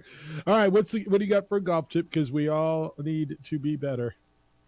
Yeah, we talk a lot about rotation. I got a new one for you. We're just going to stick the butt end of the club, the end of the grip, right into your sternum. You can get down in your golf posture, and what I want you to work on is just that lower half and how your body rotates and how everything is in connection. And again, you're just going to stick it in your sternum, right the middle of your chest. You're going to learn in your posture how your shoulders and hips rotate. You can actually work it through. It's a great connection drill for rotation. We talked a lot about last week on that left hand sliding down, the right, right hand for a left-handed player. This is just an extension of that. And now as we incorporate a club into it, how our bodies, the engine, the arms, and the club are the wheels that go along with the car, and how that connection is very important in our rotation. How much is rotation just muscle memory? Because literally, and I told you, my issue, sometimes I can't get through. I can rotate on a practice swing, and then I just stay on the backside. How much of just getting through in rotation is muscle memory? I think it's muscle memory. I think it's just repetitive routine and motion. Muscle memory is a hard thing because every swing is different, right? Yeah. So if it were memory, then the game would come easy, but unfortunately it doesn't. I think it's just something you've got to be aware of, and you got to understand how your body needs to operate and be the engine. So that's where that muscle memory, if you will, comes in. You have to have proper rotation, because without that, you become an arms-only golfer, and that's very hard to time up effectively. Yeah, that's the truth. All right, let people know what's going on at Sandia and what they need to be a part of and how to become a part of it. Yeah, I appreciate that. Again, our daily deals, we have the red ticket on our website, sandiagolf.com. Click that, sign up for our text club. You're going to get notification, quick email or quick text message to your phone to let you know when the best deals are dropping at Sandia Golf Club. And again, our Cubs class starts this Sunday. If you haven't called in to reserve your spot, it's $10, 9 to 10, every Sunday from here on out through the summer. JJ, come out to Sandia Golf Club. I hope you heard that, JJ. It's 2 weeks. I've told you the date. Come out, enjoy it, whether it's your kids, whether you're coming to the patio. We have a full menu available. Patio's beautiful. Golf course is beautiful. We hope to see you at Sandia Golf Club. SandiaGolf.com's got everything you need to know. Nick, we'll talk to you next week. Have a great week and enjoy the PGA. You all as well. Thank you. Be well. Nick Nee, as good as there is, just a great dude and an unbelievable teacher. And when it comes to the youth golf, there is not a better advocate and a better teacher than him. Austin, going to get out to the Cubs? Yeah, it starts Sunday. That's beautiful. All right, we got Post Malone tickets to give away. Not now. Not now. Post Malone. Not now. What are you showing me? What is that? I don't even know what the hell that says. Oh yeah, I was going to do that later. We got Post Malone tickets to give away. Biggest shows of the summer. We're doing that 9:25. Stick around. It's the opening drive on 95.9 FM and AM 610, the Sports Animal. The Jim Rome Show. We would like to thank the following sponsors for making this broadcast possible.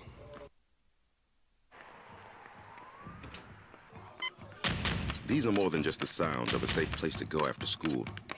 These are the sounds of interest being ignited and of mentors making an impact. At Boys and Girls Clubs, we don't do just one thing. We do whatever it takes to meet the needs of every kid who comes through those doors. Because whatever it takes is what it takes to build great futures. Great futures start here.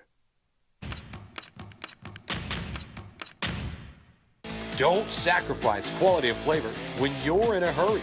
Golden Pride offers ribs, fried chicken, green and red chili breakfast burritos, and Frontier Cinnabons. 4 great locations, or visit us online at goldenpride@abq.com. Golden Pride Barbecue Chicken and Ribs, proud supporter of ProView Sports Network.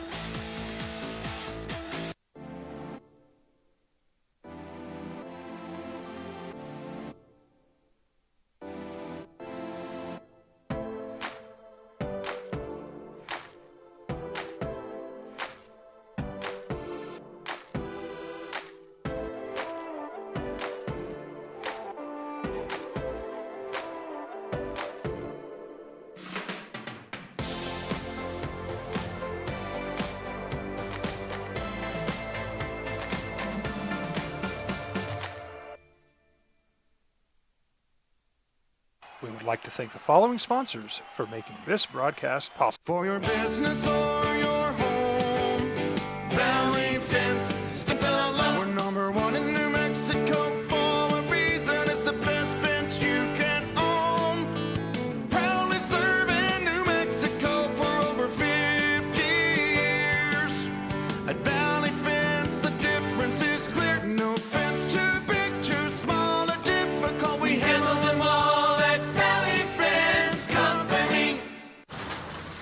Check it out.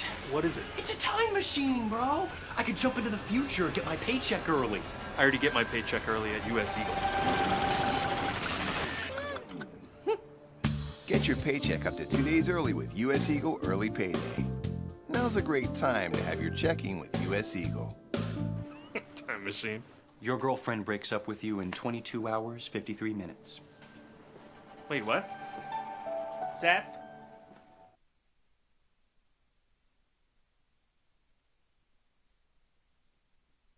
We would like to thank the following sponsors for making this broadcast possible. We fight the battles no one hears about. We drop into the middle of firefights to rescue others. And act as one-man air traffic control towers. We're the ones who go before all others.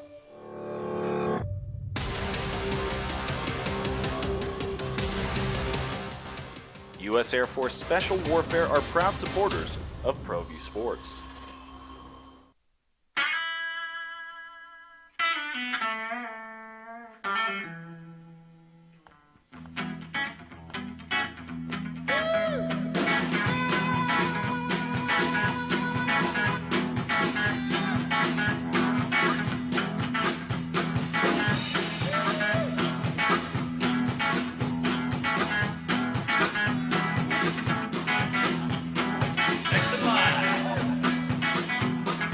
Rudy's is a proud supporter of ProView Networks.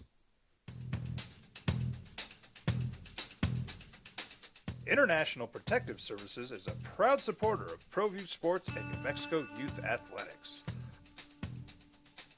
IPS provides residential and commercial security services in the Albuquerque metro area.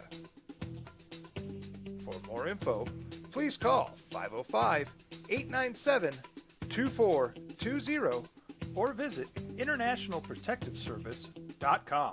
The sports animal. Bryson DeChambeau trying to protect his lead. You should call IPS. International Protective Service protects you from the bad guys. Bad guys are increasing in numbers. Officer shortage continues. Response time continues to get bigger and longer. That's why I trust IPS to watch my home. Hundreds of homeowners and business owners around Albuquerque trust IPS, International Protective Service, affordable private security. Started back in 2006, and now they're protecting hundreds of homeowners and business owners around Albuquerque.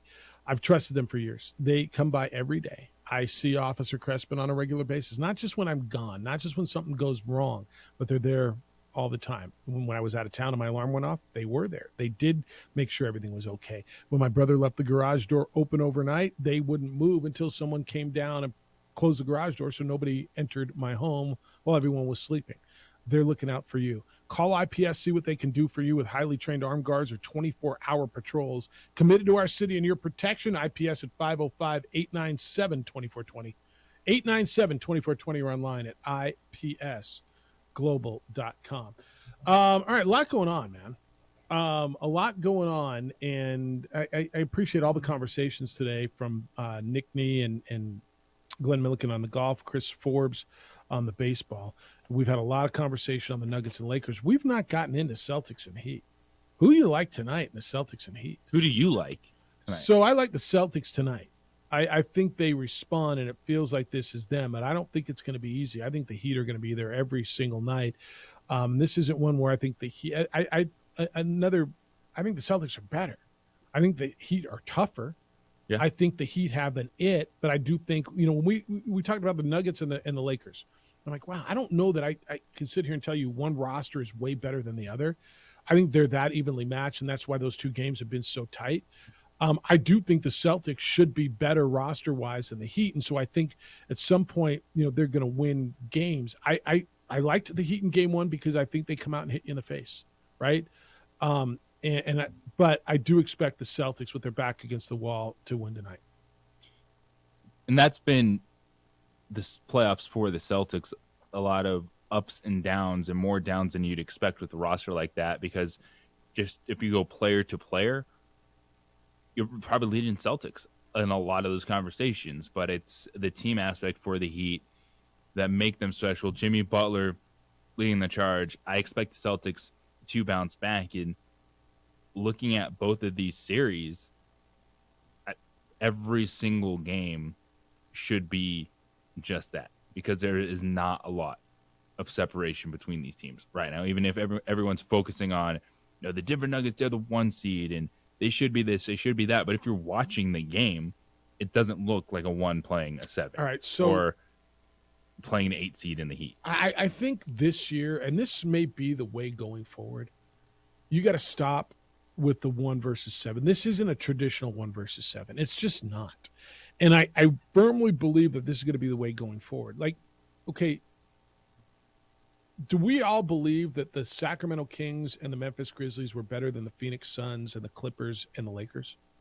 Now, they were all year, but do you believe the playoff version, by the time you got to the end, were those teams better?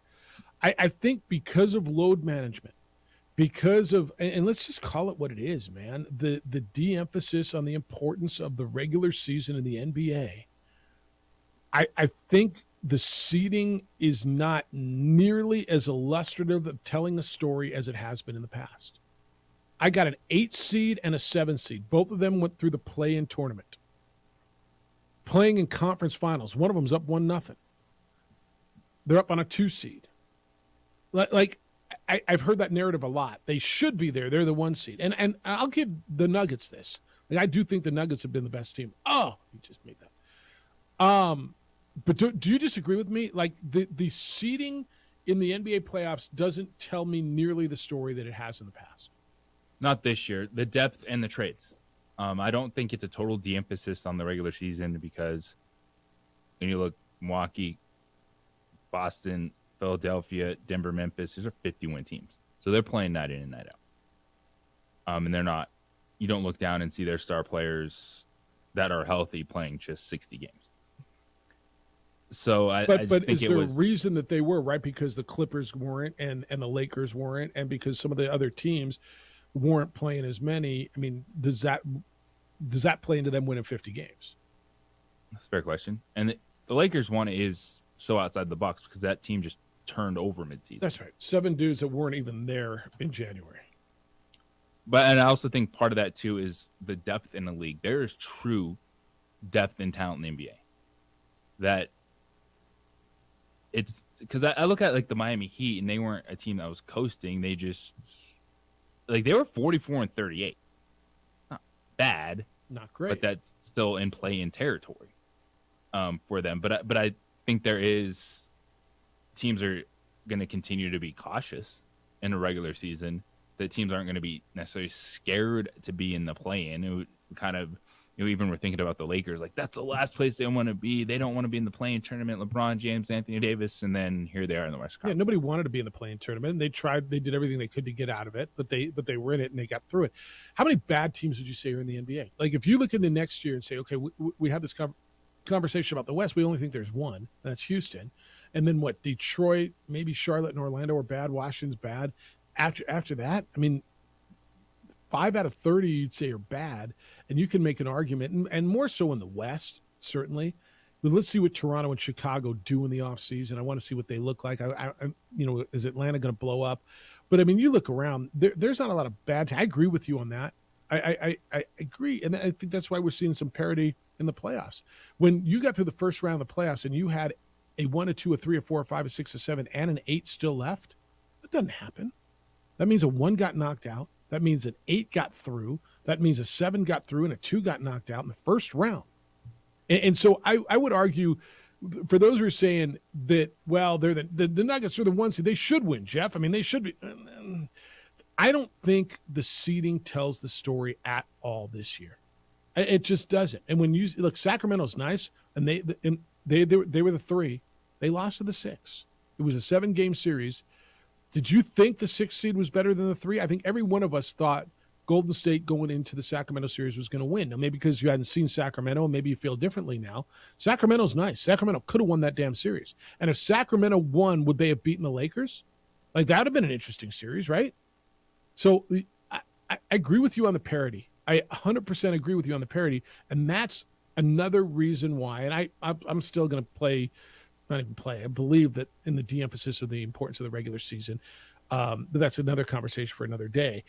But seedings to me this year, and I'm going to guess moving forward, don't matter nearly as much. Now, if you're Denver and you have a home court advantage like you do with the altitude, you want to get home court. But after that, who else does it matter where they play? Look at teams winning on the road. It's happening way more. It is. And just you look at, too, just the top players in the league and the games played. There were legit injuries, this season for guys, because you look kind of down the list, and I'm looking at, Giannis missed some legit time, so he's only at 63 games. LeBron, AD, Kawhi, KD. Yeah. KD was only at 47. And so it was a very fascinating year, just based on what kind of people think is happening versus what actually did happen when it came to players missing games, and also just the true depth in the league right now. All right. I want you to think about that. And the number to get in is 505-246-0610. It's area code 505-246-0610. And does that make sense to you? Because or are you still on board? No, they're the 1 seed. They should beat the 7. Come on now. The 2 seed should be beating the 8, right? I mean, we should be staring at Boston and Denver and this. And in the past, you'd probably have that conversation. I just don't think it's nearly as cut and dry. And I would argue that moving forward, it's not going to be nearly that cut and dry as far as just saying, the higher seed. This is in the NCAA tournament. And we see what happens in the NCAA tournament. What do we have? In the Final Four this year, we had a 4 and a 5 and what was FAU? 9. A 9. And who was the other team? Miami was a 5. So we had a 4 and 2 5s and a 9. And that was kind of cool. I thought that was really cool. What's cool? Hottest ticket in concerts in Albuquerque right now is Post Malone, is it not?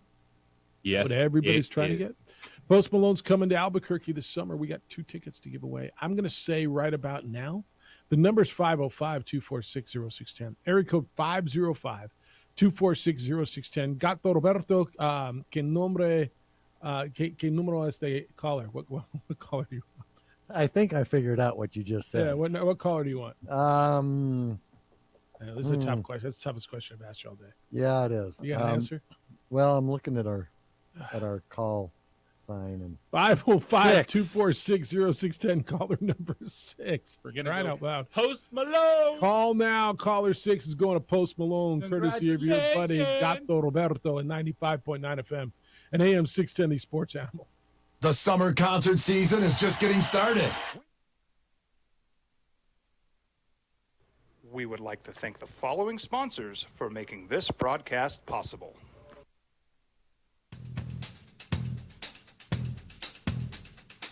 International Protective Services is a proud supporter of ProView Sports and New Mexico Youth Athletics. IPS provides residential and commercial security services in the Albuquerque metro area.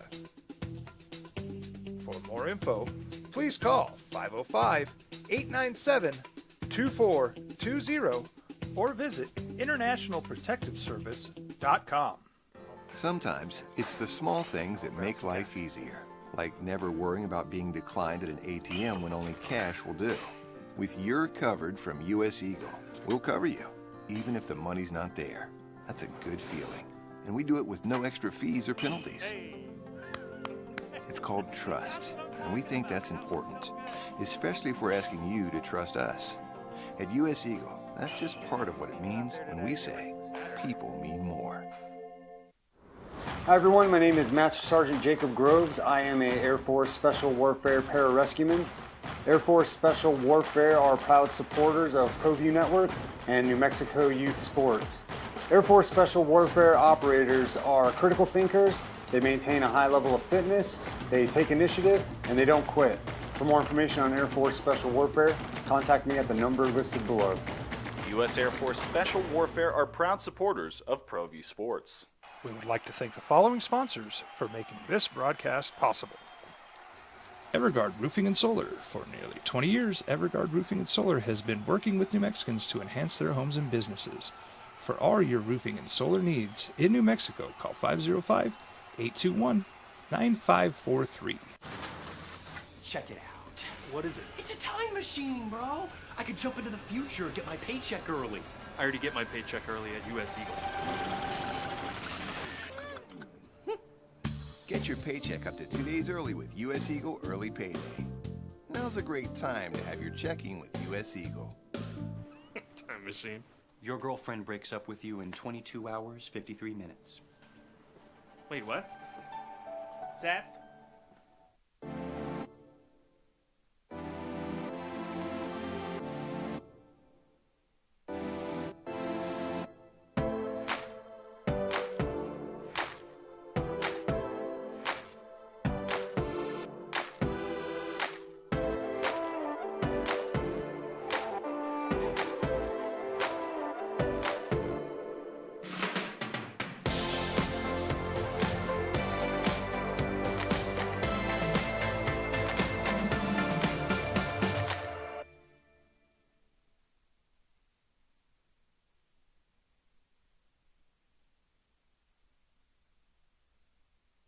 We would like to thank the following sponsors for making this broadcast possible. As a mom, I try to make the best choices for my family and our health. That's why I choose Western Sky Community Care. It's a Medicaid plan with quality health coverage and special benefits like Boys and Girls Club membership credit, additional dental benefits, and wellness and support programs. I decide which Medicaid plan is right for us. I choose Western Sky Community Care. Learn more about Western Sky Community Care by visiting discoverwesternsky.com today. Check it out. What is it? It's a time Miss machine. Malone, congratulations to you. It's the opening drive. It's me and JJ and Gato Roberto. You're welcome to get in and close out the week with us at 505-246-0610. Justin Rose is having a heck of a day. 3 under after 8 at the PGA Championship at Oak Hill. He has caught Bryson DeChambeau for the lead. They are both tied at -4. Scotty Scheffler and Corey Connors are the only two left at -3. Everybody's fallen back a little bit. Adam Scott, amongst others, at -2. So we'll keep you up to date on that as we go through it. We're talking a lot of hoops coming out of last night. Do you see a little NFL news? Mitchell Trubisky's got a job for 2 more years. Good for him, right? The dynamic in Pittsburgh is interesting. They're a team fully committed to 3 quarterbacks. So they've got Mitchell Trubisky and Kenny Pickett and Mason Rudolph all there. They last week signed Mason Rudolph as their 3rd guy, which is kind of crazy.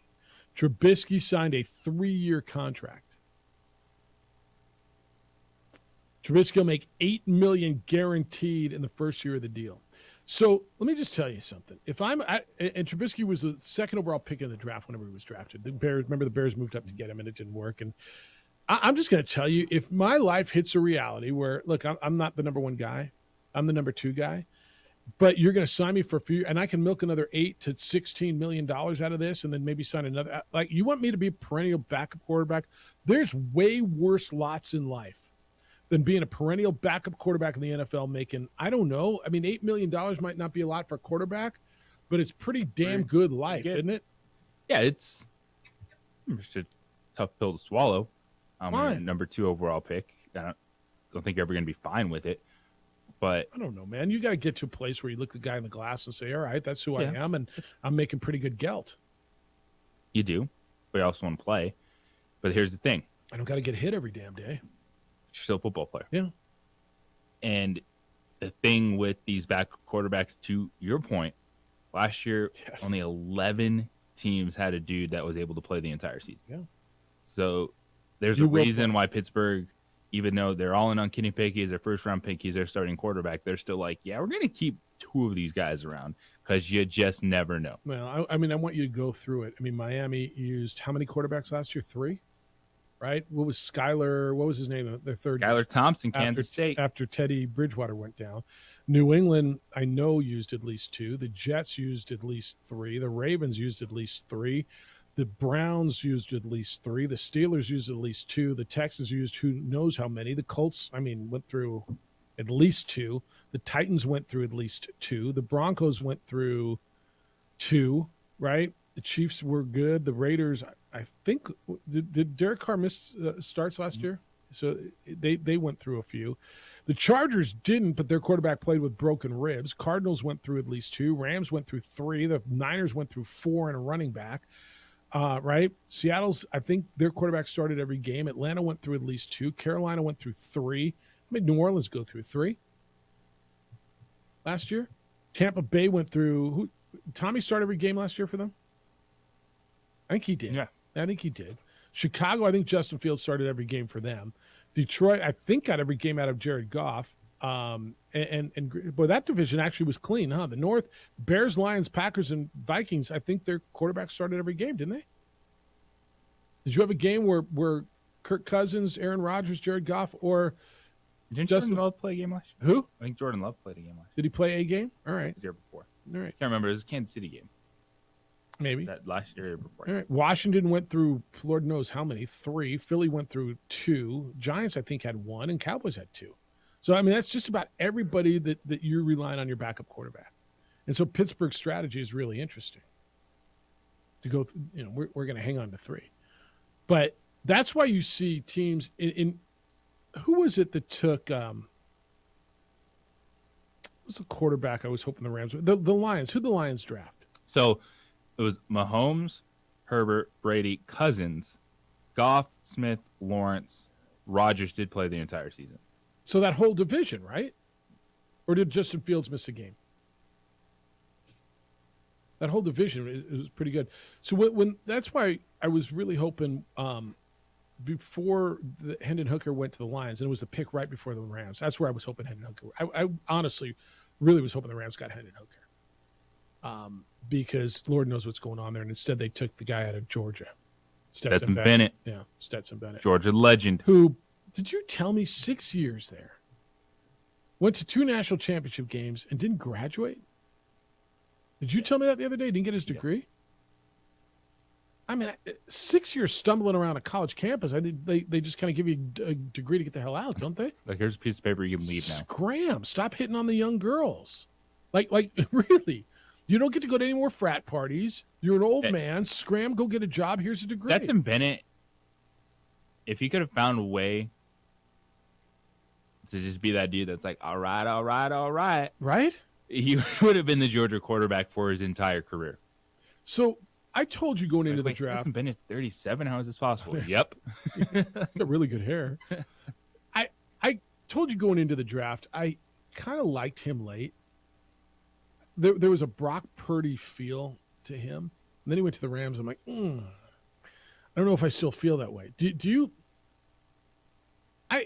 It's so inexact, right? You never know. And the Brock Purdy thing flat out shows you how inexact. If anybody knew how good Brock Purdy was going to be in the NFL, he'd have been drafted in the second round of that draft, right? Not the last guy drafted, where every team passed on him at least 7 times, right? Every team passed on him at least 7 times. So that's how inexact it is. So with all that said, do you have a feeling that Stetson Bennett can play in the NFL? I think the Rams are in a better position than people are giving them credit for because you're bringing Aaron Donald back. Offensively, you have Cooper Kupp. Supposedly. You know, they spent draft capital, the understanding the offensive line has to be good. And it's all tied in Tyler Higbee. So there is quite a bit there for Stetson Bennett to work with if he ends up getting the start. And there's a huge unknown because I thought it was interesting too. One of the things I was reading about is how people are kind of comparing the Matthew Stafford situation to what happened with Todd Gurley. And Todd Gurley, following the Super Bowl loss to the Patriots, everyone was on the same page saying Gurley's 100%. He's locked in. McVay insisted that. And he obviously wasn't. And they're kind of pointing to, is this just the same thing that's happening with Matthew Stafford? Now, it was worth every penny and every pick for you won a Super Bowl. The Rams to win the Super Bowl. And it's just an unfortunate elbow injury because if he doesn't hurt his elbow, this is a window where then you have the Rams winning a Super Bowl and then still being competitive because they backed it up with the playoff appearance. After that, they'd still be in that mix right now. He just got hurt. So to me, there's zero conversation about was it worth it. Absolutely it was worth it because you won a Super Bowl and you would still been a competitive team, but you just had an unfortunate elbow injury. Do you think the Rams should have been more aggressive on a backup quarterback like some other teams were? Whether I don't even care if it's a veteran like Andy Dalton or something like that. Their number 2 right now is Brett Rippon, who showed what he is. I mean, he's a gap filler, right? I mean, he's a placeholder. Yeah. And Stetson Bennett, and then some guy named Dresser Wynn. Do you know what Dresser Wynn is? If I'd have asked you if he was a quarterback or a hockey player or a tennis player, would you have known? I would have thought it might be something you get at Kohl's. He is a undrafted player, rookie out of University of Tennessee Martin. I don't know Dresser Wynn. Watch him become the new Brock Purdy. God bless him. Affordable business look. Dresser Wynn. Come get your Dresser Wynn over it. It's Memorial Day furniture sale at Kohl's, not Kohl's. Something like that. Not Kohl's. Furniture Row. American Home Furniture. They're a big sponsor of our radio shows, right? Our radio station. But should they have gotten more in on a quarterback, on a backup quarterback, on a number 2? I mean, I think it comes down to what is the truth with Matthew Stafford. Well, the truth is that he missed most of last season. So the truth is he's 30-something years old. The truth is every team in the league goes through quarterbacks. The truth is you went 3 quarterbacks deep last year. The truth is your backups are Brett Rippon and Stetson Bennett. So the truth is you're probably going to need a number 2 quarterback to win you some games if you think you're worth a damn. And so the truth is I probably would have gone in a little deeper and tried to find some more security at backup quarterback. Right? I think the answer to that question, that they would like it to be yes, but there's probably a little bit of, even the Rams right now don't want to be giving $8 million to Mitch Trubisky. I mean, that's fair. But I just look around like at backup quarterbacks and who are they, right? And Colt McCoy's been with every damn team in the league. And he's the backup quarterback for Arizona right now. Can I get a guy like that? Right? You'd look and be like, who it would have been. Mitch Trubisky, yeah, was out there. Andy Dalton. So these are like the names that you're talking about. Yeah, that's exactly that what I'm saying. Were available. And now, do I feel better about Andy Dalton than I do about Brett Rippon? I think I kind of do, right? You know, I mean, like the 49ers got 3 quarterbacks.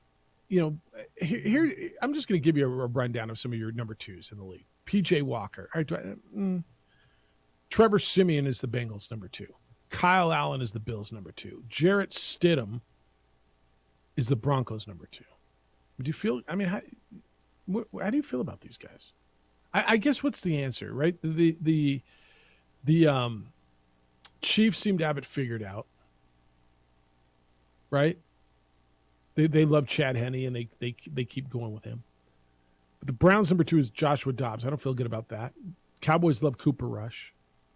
Lions have Hendon Hooker. I don't even know who the Packers have. Houston has Davis Mills now. And they have Case Keenum also. Bring me back Case Keenum. Gardner Minshew is a good number 2 with Indy. C.J. Beathard with Jacksonville. Blaine Gabbert in Kansas City. The Rams have Stetson Bennett and Brett Rippon. That's all I'm saying. Mike White's a good backup. Nick Mullins is a good backup. Jameis Winston's the number 2 in New Orleans. Tyrod's the number 2. Give me Tyrod. Bring Tyrod in to be my number 2. I'd love that. Wouldn't you? Marcus Mariota's the number 2 in Philly. That feels good, doesn't it? The Niners got a list of them. That's all I'm saying. All right, 505-246-0610. Let's wrap up your week. Who's going to win tonight? It's the Heat and the Celtics. I told you who I think. JJ, I mean, I'm not going to tell you what you're going to say. Do you feel comfortable making a pick when we get back? Why wouldn't I? All right. It's the opening drive on 95.9 FM and AM 610, the Sports Animal. This is Boomer. We would like to thank the following sponsors for making this broadcast possible. As a mom, I try to make the best choices for my family and our health. That's why I choose Western Sky Community Care. It's a Medicaid plan with quality health coverage and special benefits like Boys and Girls Club membership credit, additional dental benefits, and wellness and support programs. I decide which Medicaid plan is right for us. I choose Western Sky Community Care. Learn more about Western Sky Community Care by visiting discoverwesternsky.com today. Check it out. What is it? It's a time machine, bro. I could jump into the future, get my paycheck early. I already get my paycheck early at US Eagle. Get your paycheck up to 2 days early with US Eagle Early Payday. Now's a great time to have your checking with US Eagle. Time machine. Your girlfriend breaks up with you in 22 hours, 53 minutes. Wait, what? Seth? We fight the battles no one hears about. We drop into the middle of firefights to rescue others. And act as one-man air traffic control towers. We're the ones who go before all others.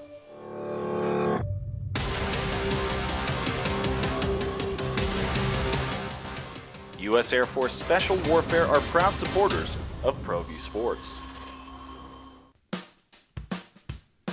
Well, I'm going to the frontier, walk up to the cashier, order up a root beer and a number one. Cover it with green stuff, one scoop is not enough. Find a booth that's real tough, backed by the Duke. Meet my family, meet my friends in the quirkiest restaurant I have ever been. All of Albuquerque's favorite spot, it's the Frontier Restaurant. The Frontier Restaurant is a proud supporter of ProView Networks. Check it out. What is it? It's a time machine, bro. I could jump into the future, get my paycheck early. I already get my paycheck early at US Eagle. Get your paycheck up to 2 days early with US Eagle Early Payday. Now's a great time to have your checking with US Eagle. Time machine. Your girlfriend breaks up with you in 22 hours, 53 minutes. Wait, what? Seth? For your business or your home, Valley Fence stands alone. We're number one in New Mexico for a reason. It's the best fence you can own. Proudly serving New Mexico for over 50 years. At Valley Fence, the difference is clear. No fence too big, too small, or difficult. We handle them all at Valley Fence Company. Dream style stucco. Stucco is the way to go. A Southwest tradition, beautiful and durable. The perfect combination. Your favorite color, your favorite texture. You're gonna love it when they put it all together. Through any weather, nothing looks better. From the smooth to the rough, they really know their stuff. Nobody does stucco like Dream Style Stucco. We would like to thank the following sponsors for making this broadcast possible. Everguard Roofing and Solar. For nearly 20 years, Everguard Roofing and Solar has been working with New Mexicans to enhance their homes and businesses. For all your roofing and solar needs in New Mexico, call 505-821-9543. Hi everyone, my name is Master Sergeant Jacob Groves. I am a Air Force Special Warfare Pararescueman. Air Force Special Warfare are proud supporters of ProView Network and New Mexico Youth Sports. Air Force Special Warfare operators are critical thinkers. They maintain a high level of fitness, they take initiative, and they don't quit.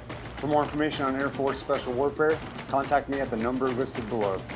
U.S. Air Force Special Warfare are proud supporters of ProView Sports. We would like to thank the following sponsors for making this broadcast possible.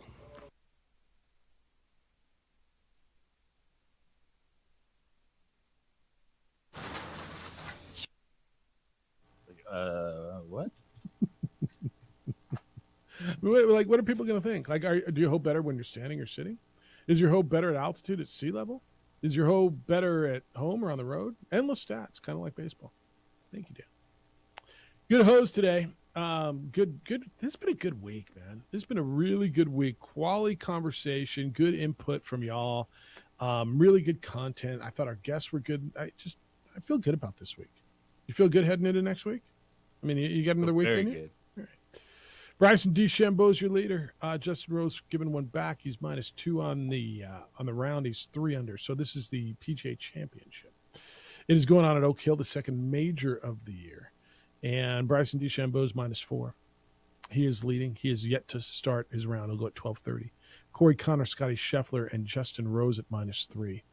Taylor Pendrith has now joined the group at -2 with Adam Scott, Dustin Johnson, and Victor Hovland. Have you seen this thing they call trash, like this meal that they do in Rochester that they've been showing you? It's like beans and potatoes and meat. It's like 2 hot dogs cut open, and then 2 burger patties and cheese and gravy and I guess it's Kinda a like Rochester, whatever's available. It's a Rochester delicacy. So it's macaroni and cheese and potatoes, and then there's a sauce on it. Got your carbs, and then there's Protein. and then there's beans, and they put 2 Franks on it, open faced, with the open part up, and then 2 burgers with cheese on it, and then there's a sauce. They call it garbage or trash or something like that. And I guess it's a delicacy. And all the Europeans are just laughing at it, and people in upstate New York are saying, "Hey, man, don't be laughing at our food." And I've never heard of that before. Yeah, it's been a thing this week. They constantly have been showing it on the broadcast. Sounds like a good snack to me. Yeah, you eat that much? No. I mean, that sounds But like it sounds good. I mean, that Surprised sounds 4 meals. Going down that road, you didn't jump at the thing I put at the top of the notes today. On the Frankmobile. Yeah. That's the brand new name of Oscar Mayer's mobile hot dog? Yes. I guess what else was it? It used to be the Wienermobile? The Wienermobile. Yeah. It will always be the Wienermobile. Why would you change that? Because Frank's is a more common name for a hot dog. Than a wiener? Yeah. At least that's the explanation that I was. Well, if you're going that read. way, then call it the hot dog mobile, but that none of it Wienermobile. So Everyone gets Wiener means Vienna, and the city of Frankfurt holds that it has been making hot dogs, wieners, Franks, for more than 500 years. So Oscar Mayer's hoping that the vehicle's new name is going to suggest to hot dog fans that its products have been modified. Like, did they have Wienermobile? but they're the same old crappy hot dogs? Well, yeah. Okay. Some things don't need to be changed. Seriously, like if it ain't broke, why are we fixing stuff that ain't broke? Mobile. No Well, one. Some marketing guy needed to justify his position. Frankmobile. And Frank Mercogliano's going, yep, I got my mobile. Of course. Hey, let me update you on the NCAA Women's Golf Championships that are underway. Just got started about 2 hours ago at Greyhawk in Scottsdale. Lobo women, and again, not everybody's on the course yet. About half the field is out. But the Lobo women are tied, not even tied. They're in 4th place right now. So they're really, really, really early. They're on the first, well, they're on holes 2 through 4. They're -2. And Oklahoma State's -5, Arizona's 4 under, and Georgia's 3 under. You're saying, Jeff, or whatever, it's early. Yeah, but there's some bloated scores early. Like Clemson's already +10, and Virginia is 7 over, and Tulsa and TCU. I mean, so a good start for Lobo women. I'm not telling you they've won a championship, but I'm telling you a good start for the Lobo women, and you can keep track of it. If you're looking to watch these numbers too, golfstat.com is really good for this stuff. So if you want to just keep tabs on that as you go throughout it. All right, a couple of things that you wanted to hit on your notes today. So what do we got time for this. You said who are the Cowboys going to pay, right? So Stephen Jones is not afraid. Who are they going to pay? What are they going to do? That's going to be an extended conversation next week. Okay. The future of the Dallas Cowboys. Because they got some interesting decisions coming up because a lot of it, too, revolves around what Dak Prescott does the next 2 years. Or really specifically next season. Is he... Performance-wise. The long-term solution? Is he someone that you're going all in with again at the quarterback position? Well, I mean, they're committed to it for how long? They just signed next 2 years. So they got at least 2. Yeah. And then there's unguaranteed money on there. But they've already paid him the most of it anyway, right? So it's unguaranteed years, right? Because then you're start talking like Micah Parsons, Trayvon Diggs. And whoever else becomes a Lamb. stud. You just paid C.D. Lamb, didn't you? Didn't they just pay him? No, they put the 5th-year tender on. Oh, that's what it was. Yeah. Okay. All right. Dak Prescott, I know we always have this conversation. You guys can do it next week if you want. I don't believe, and I know some of you lose your mind when I say this, he's not a top 10 quarterback.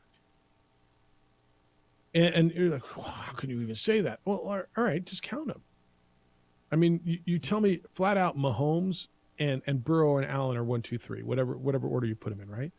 You're telling me that all the time. Okay. Lamar, is he better than Lamar? Is he better than Deshaun? Is he better than Deshaun Watson? I have no Jalen idea. Hurts. I mean, Jalen Hurts, who just went to a Super Bowl. Well, he's on that line. He's and right on the that's line. the challenge. Is now. he better than Kyler Murray? Who would you take, Kyler Murray or him? Right, I'd take Dak Prescott. He's right on that line. See, I don't know that I would. Is he better than Aaron Rodgers? Well, the challenge here is he better than Derek Carr? I'd take Dak Prescott right now over Derek Carr. Really? And that's why next year is going to be huge for that team, because are you going to get him as the 10th quarterback, or is it just based on contract? Is he going to end up being like the 4th highest paid quarterback? And then that is the decision you're going to have to make. So next year for Dak Prescott, it's huge on his future with the Dallas Cowboys, because they're going to have to start figuring out where that next investment's going. Yeah, I don't know that I would take him before Derek Carr or Justin Fields or Kyler Murray. Hell, throw Jared Goff in there. Jared Goff had a hell of a year last year. If he backs that up with what he just did last year, I tell you, I think Jared Goff's better than him, right? And then you got all the young guys. Trevor, who do you want? Trevor Lawrence or Dak Prescott? That's easy, right? Trevor Lawrence. Yes. Didn't we just name more than 10? And then all the young guns that are going to come in, whether it's Bryce Young or C.J. Stroud. Let's see how these guys look. I don't think it's a given. Oh, I hear it all the time. Oh, he's a top 10 quarterback. I mean, he's a good quarterback. Is he top 10? I'm not sure I'm there. All right, who you got tonight?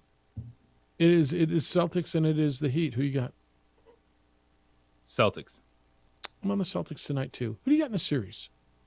Because by the time I'm back on Thursday, we're going to be deep into both of these, and one of them may be over.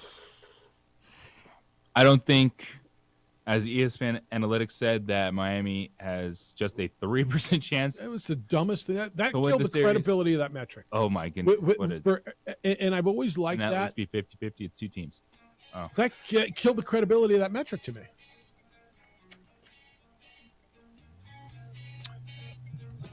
I like Boston in the series, but it's not going to surprise me if Miami wins that series.